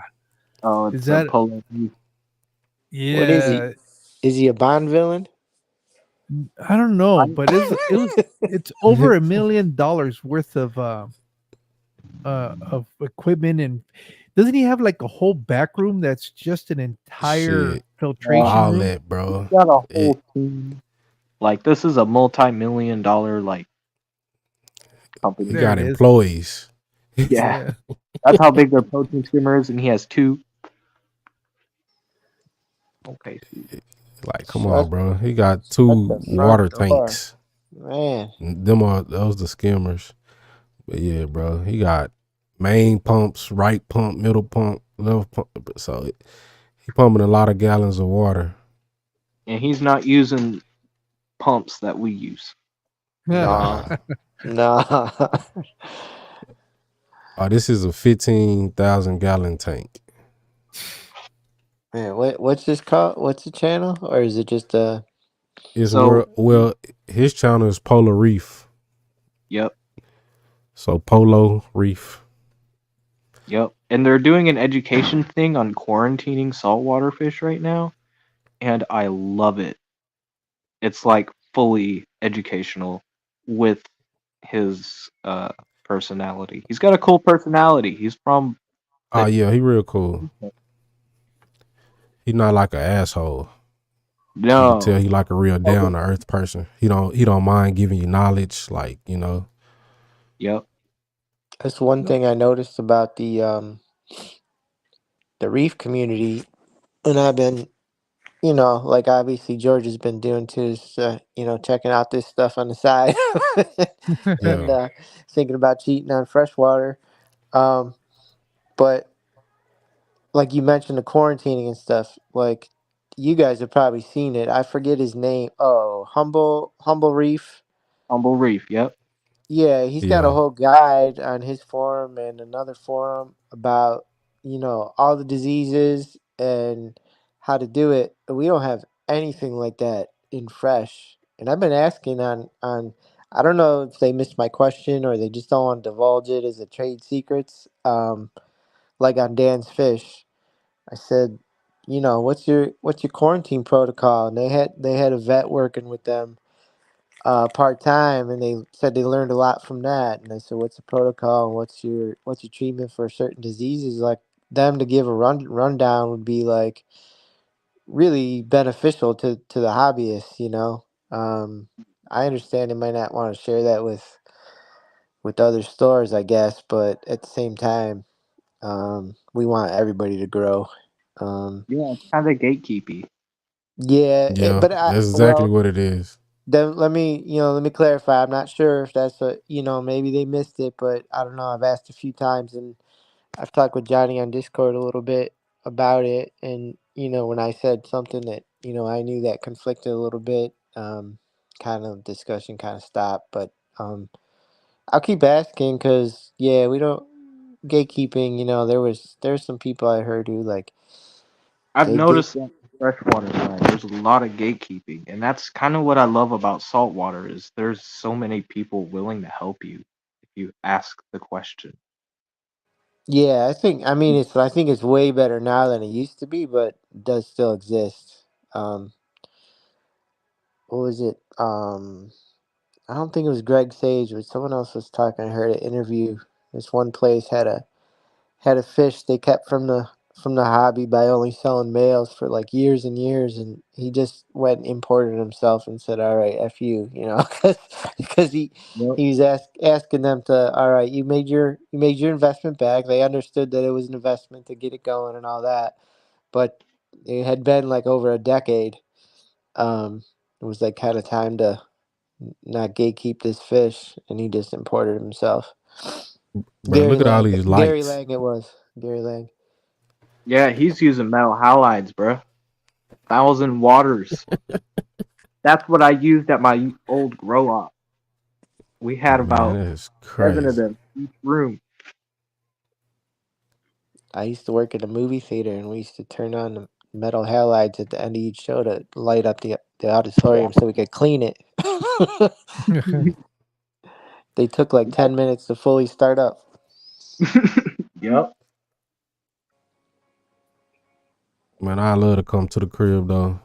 Look at So that. the one thing I don't like about this tank is that some fish you can kind of see it in some fish, but their fins are really tattered, and it's just Hmm. because it's overcrowded. Yeah. I think the fish are fighting each other. The only thing I wouldn't like is you got to put on a diver suit just to get in there. See, yellow tang, his fins are almost gone. I don't like that. And you can't really get yellow tangs anymore. No, Yeah. what was that? Was because of the whole Hawaii thing, right? Yeah, you can only get captive bred ones. Yeah, they're like 20 times the cost they used to be. He got this Yeah, one tank where they've dropped. he got They're about 150. Aquabiota, yeah right? Yep, biota. he got this one. I believe it's a tank where it's like rare. Yeah. Where he said a diver died to try to get that mug. What? So I guess another diver went down there and got that mug. Damn. Yeah, it's some crazy shit. I like Inappropriate Reefer too. Y'all ever heard of him? No. He A lot of sounds those like guys I've never someone heard of. good. That's Yeah. another guy that got me inspired for saltwater. Because he had put out this video about a budget saltwater tank for less than $200. Mm. And it was just this 10-gallon tank, and it ran on an aqua clear and some cheap like Amazon light and a cheap ATO stuff. And he turned the aqua clear into a refugium, and he had like this huge frog spawn coral in there. All It's right, really Animal. cool. Should I holler at you, man? Appreciate you for sliding. And it's kind of funny. I've been watching his channel for a few years now. And it started with one kid. Now he's got 2 kids, and they're growing. And it's like watching He a said, he be grow. swimming he be swimming in a buck ass nigga. All Talking fish about come. in that big tank. Yeah, for sure. They have You to heard put him? on. Yeah, he pretty cool. George, if you had back to freshwater, Tidal Gardens, yup. have you had much luck with so you kind of done the platinum thing with your deep substrate? That's the whole reason I jumped on, because it's confusing to talk about complex issues on chat sometimes. That thing C.A.R I was saying, the boiling is to mineralize the soil, and just get the organics out. Like, people usually, mineralized topsoil was a big thing for a long time on the forums and stuff, and it doesn't seem to be talked about as much now.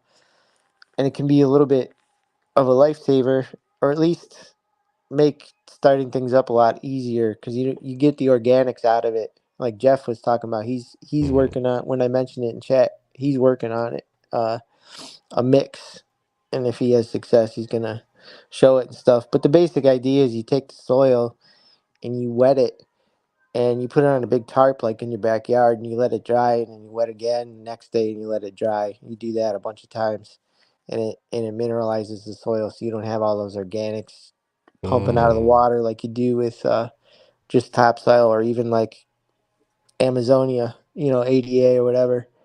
Mm-hmm. Kind of curb those issues. But yeah, I've been kind of fascinated, the deep substrates and all that. The main benefit, I mean, if we're talking, the main benefit ends up being denitrification, which I do want to test it, but then, the whole point is like, what's our end goal? Because we end up dosing nitrates anyway. So that's a cool thing about planted tanks. It can be done so simply, because the plants take care of like 99% of the work for us. But having said that, I'm still fascinated about the whole system, like how, when I first got on here, a few years ago, started getting back into the hobby, I ran across Father Fish, and then I didn't want to get indoctrinated into the cult, so I started looking at other other channels and found Alex, and really enjoyed his stuff, and he does deep substrate stuff and all that. So but I just Alex is wanted to, yeah, I love his channel, and I just wanted to, like, but what practically, like, I'm sure there's other benefits besides denitrification. I think taking care of dissolved organics in general is probably a big benefit as well. But I just wondered your experience with it, and like, because Alex doesn't, Dr. Novak, he's kind of controversial. Like they a deep sand bed. I mean, it's exactly how it works in nature, and some big like water filtrations and plants and stuff use a similar system. So we know they work, but do they work in our aquarium is the question. I just wondered what your experience with it was, because you've pretty much done it by all, but basically is an under gravel. I think the only thing different about Dr. Novak's thing is it's a slower flow. So I'm just Mm. curious your experience. I've, you know what? Oh, I found it to work a lot better without even using a bubbler. Um, when I set up my bowls, I have two bowls that I set up with plenums. They've been fine, and I don't have anything in them. I mean, other than a plenum in the bottom, like the old school plenums, the ones that he was always referring to, where it's just a void at the very bottom of the aquarium, and they've been working out great. I don't have So any issues with them. So what does the void do for us rather than just putting, lava rock at the bottom or whatever? Well, yeah, I use lava rock to create that space, that empty space in the bottom, and then I use that this mesh, the plastic canvas mesh to keep Right. Mm. the finer stuff from going down, and it just basically allows a place for the water to move down into and then kind of work its way back up. It's just the natural currents that occur in that aquarium. It's very slow moving, but it does the job. I like it better than actually running air through the under gravel. Mm. So So and sorry. So the plenum, um, you think just facilitates more movement, and probably if you're using lava rock or something like that would allow for more colonization of the anaerobic bacteria, or yeah, it gives it more of a surface area where it can grow. That's why he uses the the little beads under the gravel bed. I mean, under the under gravel filter to allow that beneficial bacteria to colonize that surface area. But I like it because to me it's a lot easier to hide a real short stack that's only an inch and a half above the substrate, and with the plants and everything, you can't see it. Whereas a canister, and then I'm not one to gravel vac. I'm not one to right? do any of that stuff. And as far as they've been running, I've never had an issue where it's gotten plugged or had to go Mm. in there. And I don't know where this whole thing that all that stuff works its way down when you're putting a mesh over the top of the grates. I don't think you get that transference like you used to in the past, but I don't know. Maybe ask me again in about 2 or 3 years, and I might have a different opinion. But I know on the one that I set up strictly like his, the only thing I don't like is that it pulls out all the nitrates. There's no Mm. nitrates in there, so Oh, all the see, plants Too are clean. yellow. Yeah, so you're definitely seeing it actually work. You're definitely seeing it work. The denitrification, huh? yeah. Okay, interesting. Glad to But hear. it's Glad to hear that. I wanna, I wanted to hear someone say real world use, because Alex does it, but I message with him sometimes. I meant to ask him, hey, are you seeing evidence of the actual denitrification? Because I haven't seen, just real world, someone I know, somewhat like you, say, hey, yeah, I'm getting it's bottoming out my nitrates. So yeah, that's interesting to me. You save me time because I don't have to necessarily test it for that. yeah. No, it does, and it's. I know it does because I have duckweed in all my aquariums, and in all of them, it's like the vivid green that Yeah, and on that one, it's yellow. It's the yeah, only aquarium where the duckweed is yellow. yeah. There's a user on. It's one of the only good forums left. I feel UCAPS UKAPS. It's a UK forum. Okay, Um, like George Farmer, I think maybe was one of the ones that started up, or he's on there anyway. okay. But one of the users there, he calls it the duckweed index. He likes his duckweed to kind of tell him what's going on. If Yeah. his duckweed's doing bad, he knows something's wrong. Well, Yeah, that's all. so Thanks for the info, man. I have to check yeah, out your no, channel to see what mixes you're using. I don't think we know exactly what's perfect to use, but no, and I just basically took whatever he said to use. I used the laterite. I used exactly that kitty litter that he was talking about, yeah, which because I found that interesting because he said that one turned to mush for him, and mine, it's not. It's like solid rock. So I Hmm. don't know. I don't know if it was different batches that were bagged or they went to a different manufacturer, but mine does not do anything of yeah, what he's talking we about. usually are you there, George? Yeah, I'm here. Yeah, usually a kitty litter they use what either it's either just bentonite clay or what's the other one with the M? Morta something? Another type of clay. Yeah. Um, maybe sometimes maybe they switch up batches or something. Maybe because he ended up going to like Whiskers and Tails or something like that. It's a whole different, the whole different manufacturer. But he was showing in the video where he was grabbing it and it was just falling apart. Mine doesn't. Mine is it's like a little stone. Hey, I can't. He was pinching it and making it turn into mud. Mine, you can't do that. So, Yeah, but it was exactly the same one. It was the one that you buy at Walmart. Uh, that's the red bag with the. I have it's one laying around in here. I always have it on hand. yeah, I But know I what you're didn't have. talking about. Yeah, I didn't have any issues with with the one I was using. And that one's sitting. I have it as substrate in that aquarium. It's part of the mix because it's clay. So I figured, hey, add some of those minerals in the clay into my mix. But um, it So works. what happens when it gets mushy? Well, it's not very easy to work with. I guess you get a lot of. I don't know. I honestly can't tell you because I don't have that issue. Mm. Probably doesn't do the same ion exchange as it does in solid form or something. Maybe Maybe there's too much because the science for water. me. Yeah, too much science. I'm really interested in Novak's BCB baskets, where he I makes those custom baskets. I tried it in a canister when I had blackbeard algae and my 75 where the serum's at, and it worked. It worked. It didn't work overnight, but it worked. Yeah, I'm thinking about sticking a couple in my sump for my 75. Hey, Michael. Hey, what's happening, local Austin? Appreciate you for coming through.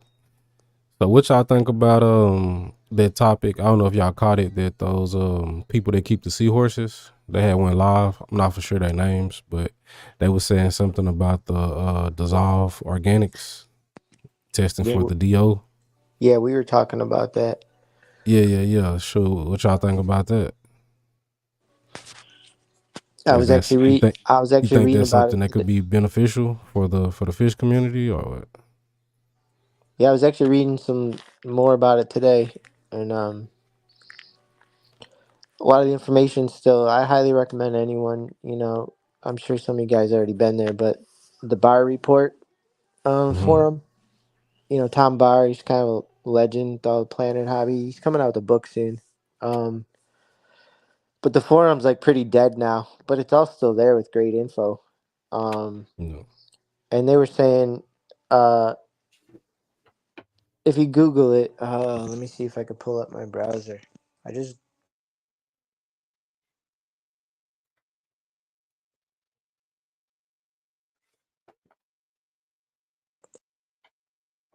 but part of what George is saying with the deep substrate, supposedly, that kind of system helps take care of some of the dissolved organics as well. So I found that fascinating because there's this focus now on low or no water change systems, Yeah. and because we don't have nitrate to worry about in a heavily planted tank, but dissolved organics are still detrimental. You know? I think we've all seen you do a water change and your fish perk up. you know. Um, Yeah. so it's kind of interesting. I guess George's real world experience would be there good on that one. And I know other people have done it with quite a few fish in a planted tank and not doing much water changes and doing proper top offs like we talked the other day. It's kind of one thing that gets missed is making sure you're if you have hard water you're topping up with RO, and if you have soft water make sure you're remineralizing whatever your top offs if you're doing a low water change system. Um, Yeah. but some people are obviously, having really healthy fish and breeding and stuff.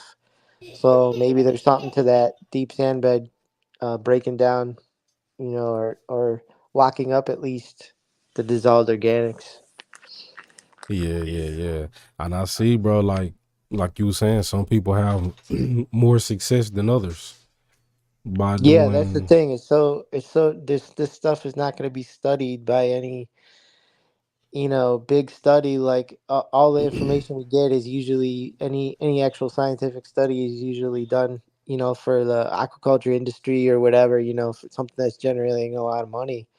So that's why it's awesome to just get experience from people like George who said, no, I've seen, no nitrates or whatever, like real world experience might not be a, long term scientific study. And like he said, talk to me in 2 or 3 years, maybe things will change. You kind Yeah. of observe, and all of our anecdotal evidence adds up to, kind of tell us what's going on. That's my opinion anyway. Yeah. So what? Excuse me. So what's the proper way to bring your nitrates up? I dose. I dose dries. I Those who? dose dry fruits. Dry Like ferts. a, Okay. yeah, like I was talking about the DIY stuff the other night, and Hmm. Ian was saying I think he buys the same stuff, or like Greenleaf Aquatics or whatever. Yeah, I don't there's know a what Jorge couple. uses with as many tanks as George has got. I would not be using liquids. It's just not my wallet. So Yeah. Yeah, no, I to be honest, I don't. Most of my plants. That's probably why I keep mostly real simple plants because I don't have to you don't have to fertilize them. worry. You don't have to worry about your food and No, I don't have to. I don't fish. have to add any ferts because just the fish waste itself and is managing to keep my plants from growing. And then the little bit of the potting soil that I use in the substrate is enough to keep the the plants that feed from the roots Right. growing. So, but no, I'm not a. I don't use it. But then again, the only things that I'm keeping are Amazon sorts, Vallisneria, um, Luigia, Rotala, not that much anymore, but I still have a little bit. Um, Pearlweed. So it's like Yeah. real simple stuff. Yeah, it all That- depends on our goals and what we're trying to do and what fits with our lifestyle as far as maintenance and money and do we want to dose or not. But yeah, like you're saying, you most of us with fish food, you're not gonna have to dose really phosphates, yeah. until you start running CO2. And if you got decent stocking level or appropriate stocking level, you're not gonna have dose nitrates. Um, but Hey, I do you find a might lot of see. plants doing better, especially like Java fern. How a lot of people I get like know black that on I their know Java them fern and stuff. size. Um, Give me I a find like second. even if you're doing a low tech like you are, um, dosing potassium, just put Yup. a pinch of potassium in there a week, and then maybe like if I'm just talking if people out there or whatever want to say, hey, I want to do this, but I want to keep it real simple and cheap.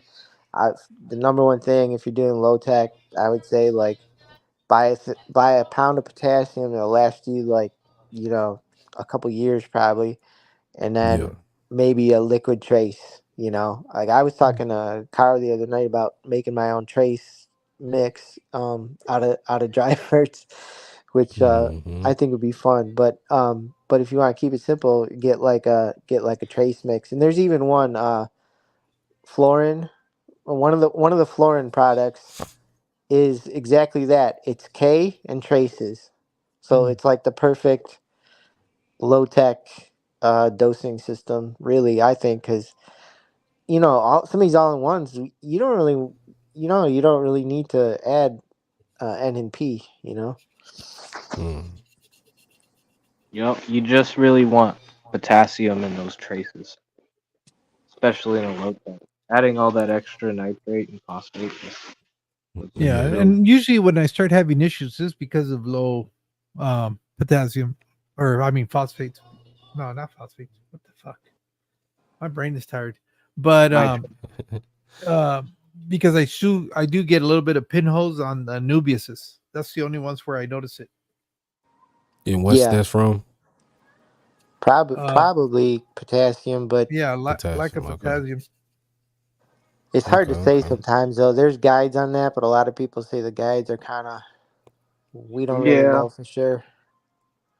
How y'all ever yeah. use like any plant apps where you could like scan your plant and then it tells you the health of your plant? No, What's a good No, one? I knew they had some my identification apps, but I didn't. They tell you the health of them.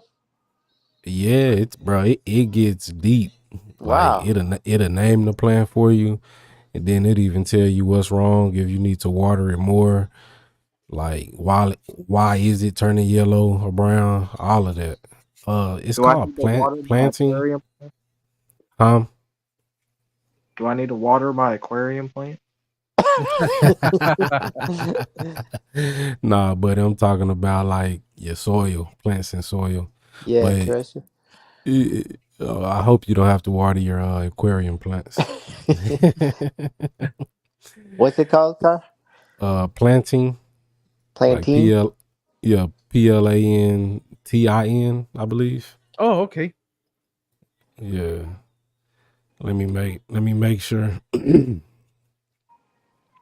I wish a few Yep, years yep, ago. that's I it. wish I knew. I wish I knew about those because I had a house plant that I couldn't kill, and I wanted to know what it was, and no one could tell me what it Yeah. was. Even people who are experienced with plants. I'm like, and I ended up losing the plant when I didn't know what I was doing. I was transferring it to a bigger pot, and I used some topsoil that had potting soil that had way too many organics in it, and I got gnats, and Mm, I had to pitch it.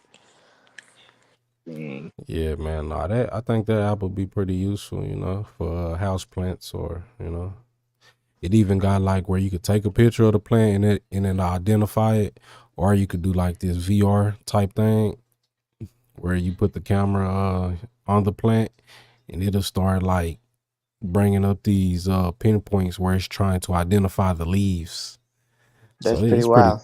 yeah, it's pretty cool though. But for the most part, it's been pretty accurate because I have like the name tag of the plant, and then it'll give me that name of the plant. So it's been pretty accurate so far. Are you into terrestrial plants too, you guys? Trust A your little bit. plants. Terrestrial plants, house Oh, plants. Like, terrestrials. Yeah, yeah, Houseplant, yeah. yeah. I started getting them, as you sounds can like see, C.A.R.I. because I can put them in aquariums. That's where you Yeah, know. that's all I'm doing right now. Yeah, I have a like Ian had that big monstera. I have a small form of the monstera. It's growing. I converted it from soil. Seemed to take a while, and once Hmm. it caught on, it started growing better. But the pothos is just growing way better than it. So I don't know what if I'm doing something Yeah, wrong. that pothos is Pothos. a monster. Yeah, Yeah, it's easy. it takes it what about Yep. 2 weeks for the roots to transition and start going crazy. Bruh, I threw some in the back of the tank we looking at now, and it's starting to grow towards the opening of the hole, so it's gonna come outside of the tank. It's gonna look real cool. Did you And you guys find any like specific holder or whatever like best, or you just set it in there? Because I know the Etsy they sell like 20 different kind of products well, for that kind of stuff. you know how you get the plants from like the fish store, and it comes in those black baskets that have like the wool around the Yeah, the rock roots. wool. Yeah, I just put it off in that. I had some ribbon plants. It's kind of like a bamboo, Y- like lucky bamboo type plant. Yeah, And I took it took it out of there, put the pothos in there, man, and put the root in the water, and it's growing fantastic. But I also converted that ribbon plant into soil. So I'm trying to see how that works out. Hmm. See Yeah, if it try it both survives. ways. I need Yeah, to find cause a friend with a 3D printer. bro, it's funny you Yeah. said that. I was just looking at one of those. Like I'm it's looking at still them up. too. I want to make like some different fish caves and stuff. You know, I think that'll Yeah, be dope. J Rock was talking. He's got one, and somebody else. I kind of screenshotted some of their stuff because they know what they're Yeah, talking about. They'll help us out. yeah. Nah, J Rock doing his thing. He be making like marble holders and stuff and different Oh wow. neat, Well, you neat have that stuff. Yeah, cameo though, right? yeah. I also be making stuff. We finna make some cake toppers for Oh like okay. when people have birthdays and Yeah. stuff. Yeah, stuff to go on top of the cakes. Make some stuff like that. I made some stickers, the t-shirts, hats. Just finna have the whole merch going on around here, man. So when Aquashella come, be handing some merch out, man. There you go. Yeah, people go nuts for the stickers. I know I like them. It's kind of one of the only things in life I kind of collect for Yeah, whatever reason. I You like nah, guys, stick. definitely. yeah, stickers. I think everyone seems to love stickers, right? Yep. I haven't made one yet for my channel. Well, my Okay, channel okay. has one video, so yeah, I'd be embarrassed to. I have over But 500 videos and I still haven't made a fucking sticker. that's all All you right. gotta do is What? take your icon and have 'em put it on a sticky paper. That's it. Yup. What I is your icon? Some coil? it's no, it looks like I was thinking about it. It's a little plant. It's a floating plant, isn't it? What, mine? Yeah. Yeah. So it's Echinodorus igapo or something. Some cool Amazon sword Okay. with some Acropora stags. Yeah. So That's it's a cool. mixture of both like freshwater plants and saltwater. Cool. Yeah. Well, what you keep. What you keep, that'll give a people Yeah. idea. Like, okay. That's exactly what you do. Yeah, have you guys seen that channel Plant Life Project? I think it's called. Is that the guy? Yeah, I think I know who you're talking about. Yeah, he focuses on all the stuff growing out the top of aquariums. Yeah, Yeah, that's who it is. yeah, it's a pretty good channel. I can never remember his channel name, but I know who exactly who you're talking about. I Yeah, know it's Plants Project something, but I can never get it right. Yeah, Plant Life Project. I'm pretty sure it is. Yeah. Yeah, the ribbon plant, it grows outside of the water. It grows pretty cool. And then I have a lucky bamboo plant. It grows outside of the water. It's Yeah, like the leaves grow slower though. I'd like to see that one. Which one, the lucky bamboo? Yeah, Oh yeah, it's cool. It's like curling. I have to show them. I did some like golden Let's see. moneywort or pennywort, one of them out of the top of a tank. It'll grow submerged or out the top. Yep. Yeah. It failed at Bacopa's some point cool. for me. Oh yeah, Bacopa will grow out. Bacopa's cool because when it flowers out of the water, they're beautiful. They're like beautiful little purple flowers. Oh nice. I know Coral was showing some of his flowering stuff out of the top of his tanks today. Yeah, his Y'all ever seen a prayer plant? No. Yeah. Or maybe I have. I just don't. I'm not very familiar with the names. Yeah, I ain't too good with the scientific names like Atkins, but I know a little bit. I dropped I out know of Latin in high school, so So you dropped out of Latin in high school. in high never school took any of those classes. I took Latin and I said no, it's too hard. See, this is a prayer plant. Oh, do know that's that nice. one. I've seen them. Those are cool. Yeah, it's crazy because like at night they kind of like lay down, close fold, up right? tight. Yeah, they Yeah. fold, and then in the daytime they be standing straight up. It's cool. I think that's why they call them the prayer, because the way they fold looks like your hands, like praying. Yeah. Mm-hmm. Yeah, I was waiting for that mug to propagate, and I was looking for like the leaves, any new growth. I didn't see anything, bro. They was coming from up under the soil. It's cool. Oh, right. So now, yeah, now some finally start to grow. It's probably like 2.5 inches out of the soil, maybe.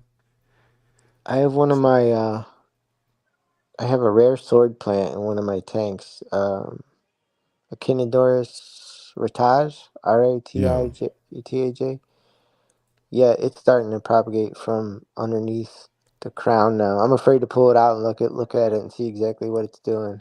But because the plant's been a little touchy for me, but so yeah, I ain't touching it's it growing like nuts. that. I'm just leaving it alone.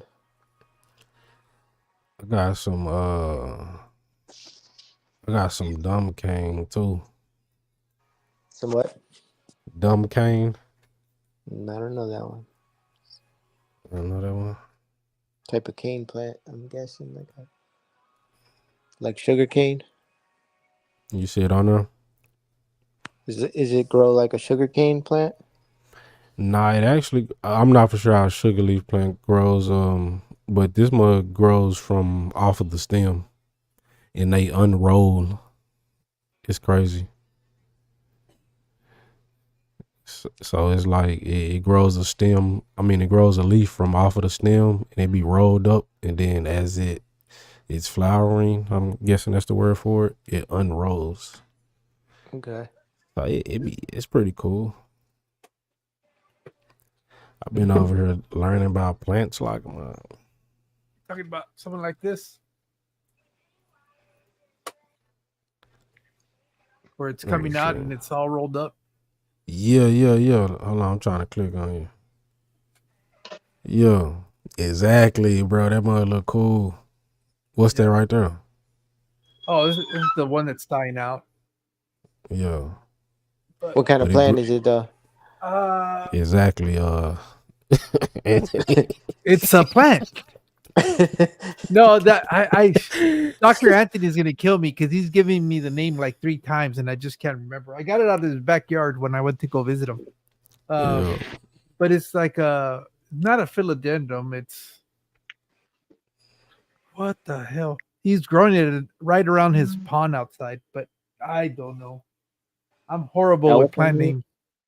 No, it's not an elephant year. I like them too. Elephant What ears. is it? You know what? I don't know. As much as I try to recall, I'm not even gonna get it right. I need that plant ID. It's something with an A. It's like a feet, a Phanius, a foot. No. What is it? But it's not a rare plant. I mean, you can get them like at Walmart. I guess the houseplants became a huge thing during COVID, and people trading them and rare plants. Like they make us what we do, put to shame with the money going on Oh with it. yeah. Well, Okay. the problem is that hobby got destroyed by Walmart because they started bringing exactly the same plants, selling them for like $26. Oh wow. Where people were paying, and I know this because a gentleman that owns a store in Tempe, he used to be. That's where he got his money to start the fish store, was selling houseplants. Okay. There's a guy here. I want to check. I haven't been there yet, but he has a plant / bike shop. Like bicycle or motorcycles. Bicycles. Oh, Like that'd be yeah, cool. it's kind of interesting. I guess he merged his two hobbies and made a store out of it. Yeah. But he's into all the plants, and I want to stop in there and pick his brain and pick up a few house plants and pick up a few that might be cool for He us said to grow out of the top of plants, our right? tanks. What's that? Plants in a bike shop. Yeah. My buddy told me about it. He's like a friend of a friend of his or whatever. That's so I wanna check it out. He might be a good resource and know about all that. Sounds like what George is talking about with the any of the exotic plants and all that. But Yeah, I imagine, anywhere there's money, then someone big is going to come in and farm it, right? And the price is going to drop. Yeah, At safe. least I Well, believe we you are it's see. right. exactly what you Seahorses said are though. It's because expert during COVID, level. during COVID, it just became real big, and people were spending hundreds of dollars on plants. Yeah, I heard it. I saw like, uh, New York Times and Wall Street Journal, like stories about it and stuff. That's kind of how I learned about it. But it's interesting. I mean, Craig does a lot of that stuff, right? He's got quite a bit of cactuses and stuff. I don't know. I think I Yeah, did see some plants over there. yeah. When he shows his outside, I think they're into that too. Trying to find the name of this thing. Have you guys flowered any aquatic plants? No, Um, No, my my immersed boost is flowered. I got it to flower underwater. It was pretty cool. They all flowered at once. Oh, really? mm, Yeah. Interesting. Not like all at once, but like within the same month. Yeah. It didn't.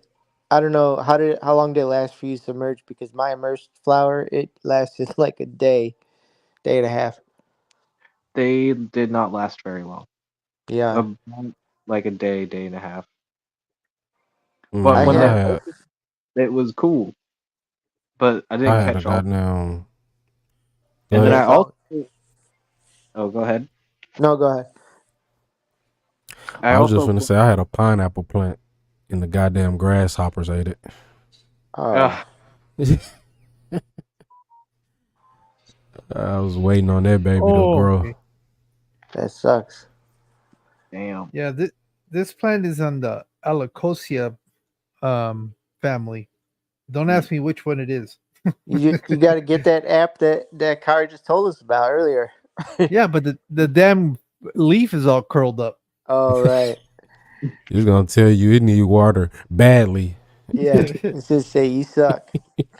Well, they get a lot of water because I just scoop into the aquarium and get a Yeah, that's little great. spoonful. That's great Yeah, water for plants. good water, good water.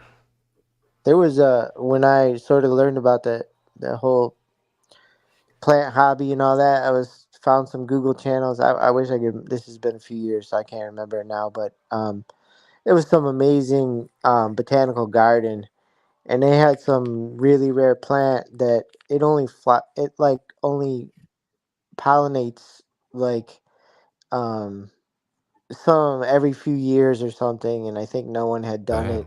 no one had done it, in a garden or whatever.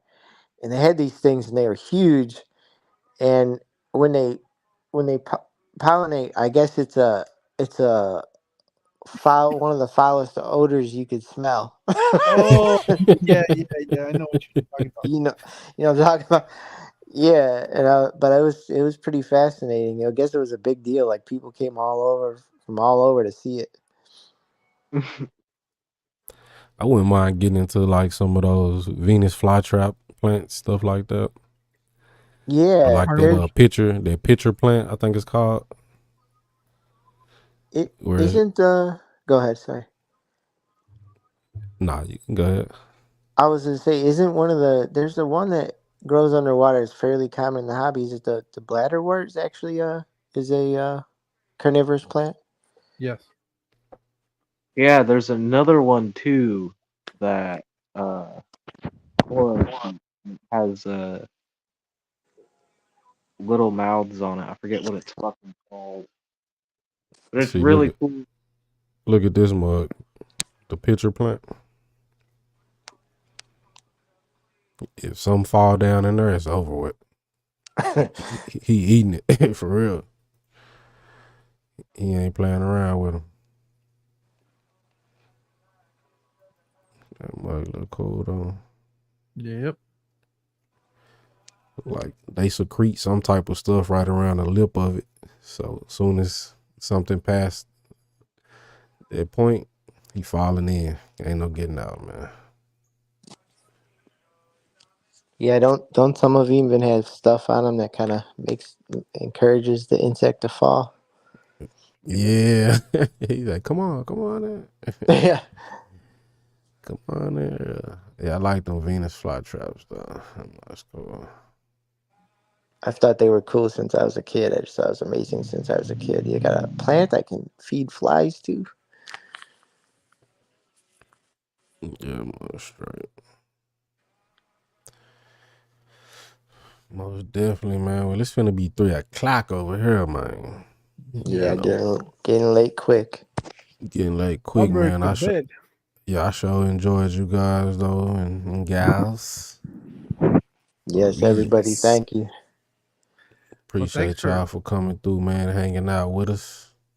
Thank you for letting us up. He said I seen water dragons at the aquarium. They're majestic. What's the axolotls or no? Oh, I was talking to him about because we mentioned seahorses, and I said, yeah, I think they're pretty hard to keep because you have to they need constant food. Okay. I'm sure you guys know more than me about that, but it made me think of those. I think they're called the water dragons, the ones that look like a bunch It of was a leaves. treat. Thank you, gentlemen. They look like a group of kelp or whatever. Yeah. Yeah, I heard something about them. They can go it takes them an hour to go 500 feet or something like that. Yeah, they're the most weird fish. Like, I don't personally like seahorses because I just think What? Yeah. yeah, I think they're Yeah, weird I and only adapted to life. Like, who the fuck adapts to swim that way? Yeah, I'm that's what just makes them saying, cool. I'm sorry, seahorses and seahorse lovers, but why? It's Ack ain't so trying to hear it. helpful to swim that way. Then the goddamn father had a babies. What kind of shit is that? Yeah, right. It's all backwards. Well, it's kind of like society today. Yeah. Yep. It's all And on backwards.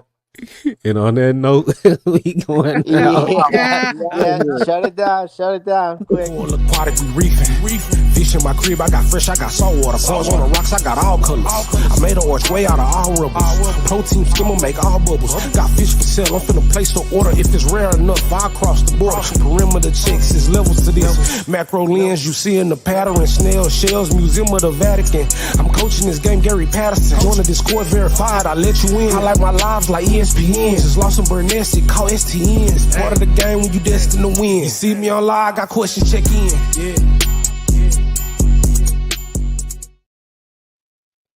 All right, guys. Hey, is that you rapping Yeah, on that? Yeah, that's Yeah, me, bro. Whoa, bro, man, that's good. hard. You know? No, I didn't know. Yeah, man, that's my intro, dog. I hadn't heard it. Oh, okay, well, shoot, now you know that's how I be, coming in and going out with my intro, man. I created that mug like maybe last month or something like that. So yeah, switching good. it up, doing a little something different. You need I a heard full buddy, what's his name? Stephen P with the guppy flow, you feel me? Yep. You heard the guppy float? Yep. The mosh pit. Yeah, he did his thing, man. But for sure, guys, like I said, I appreciate y'all for coming through, man.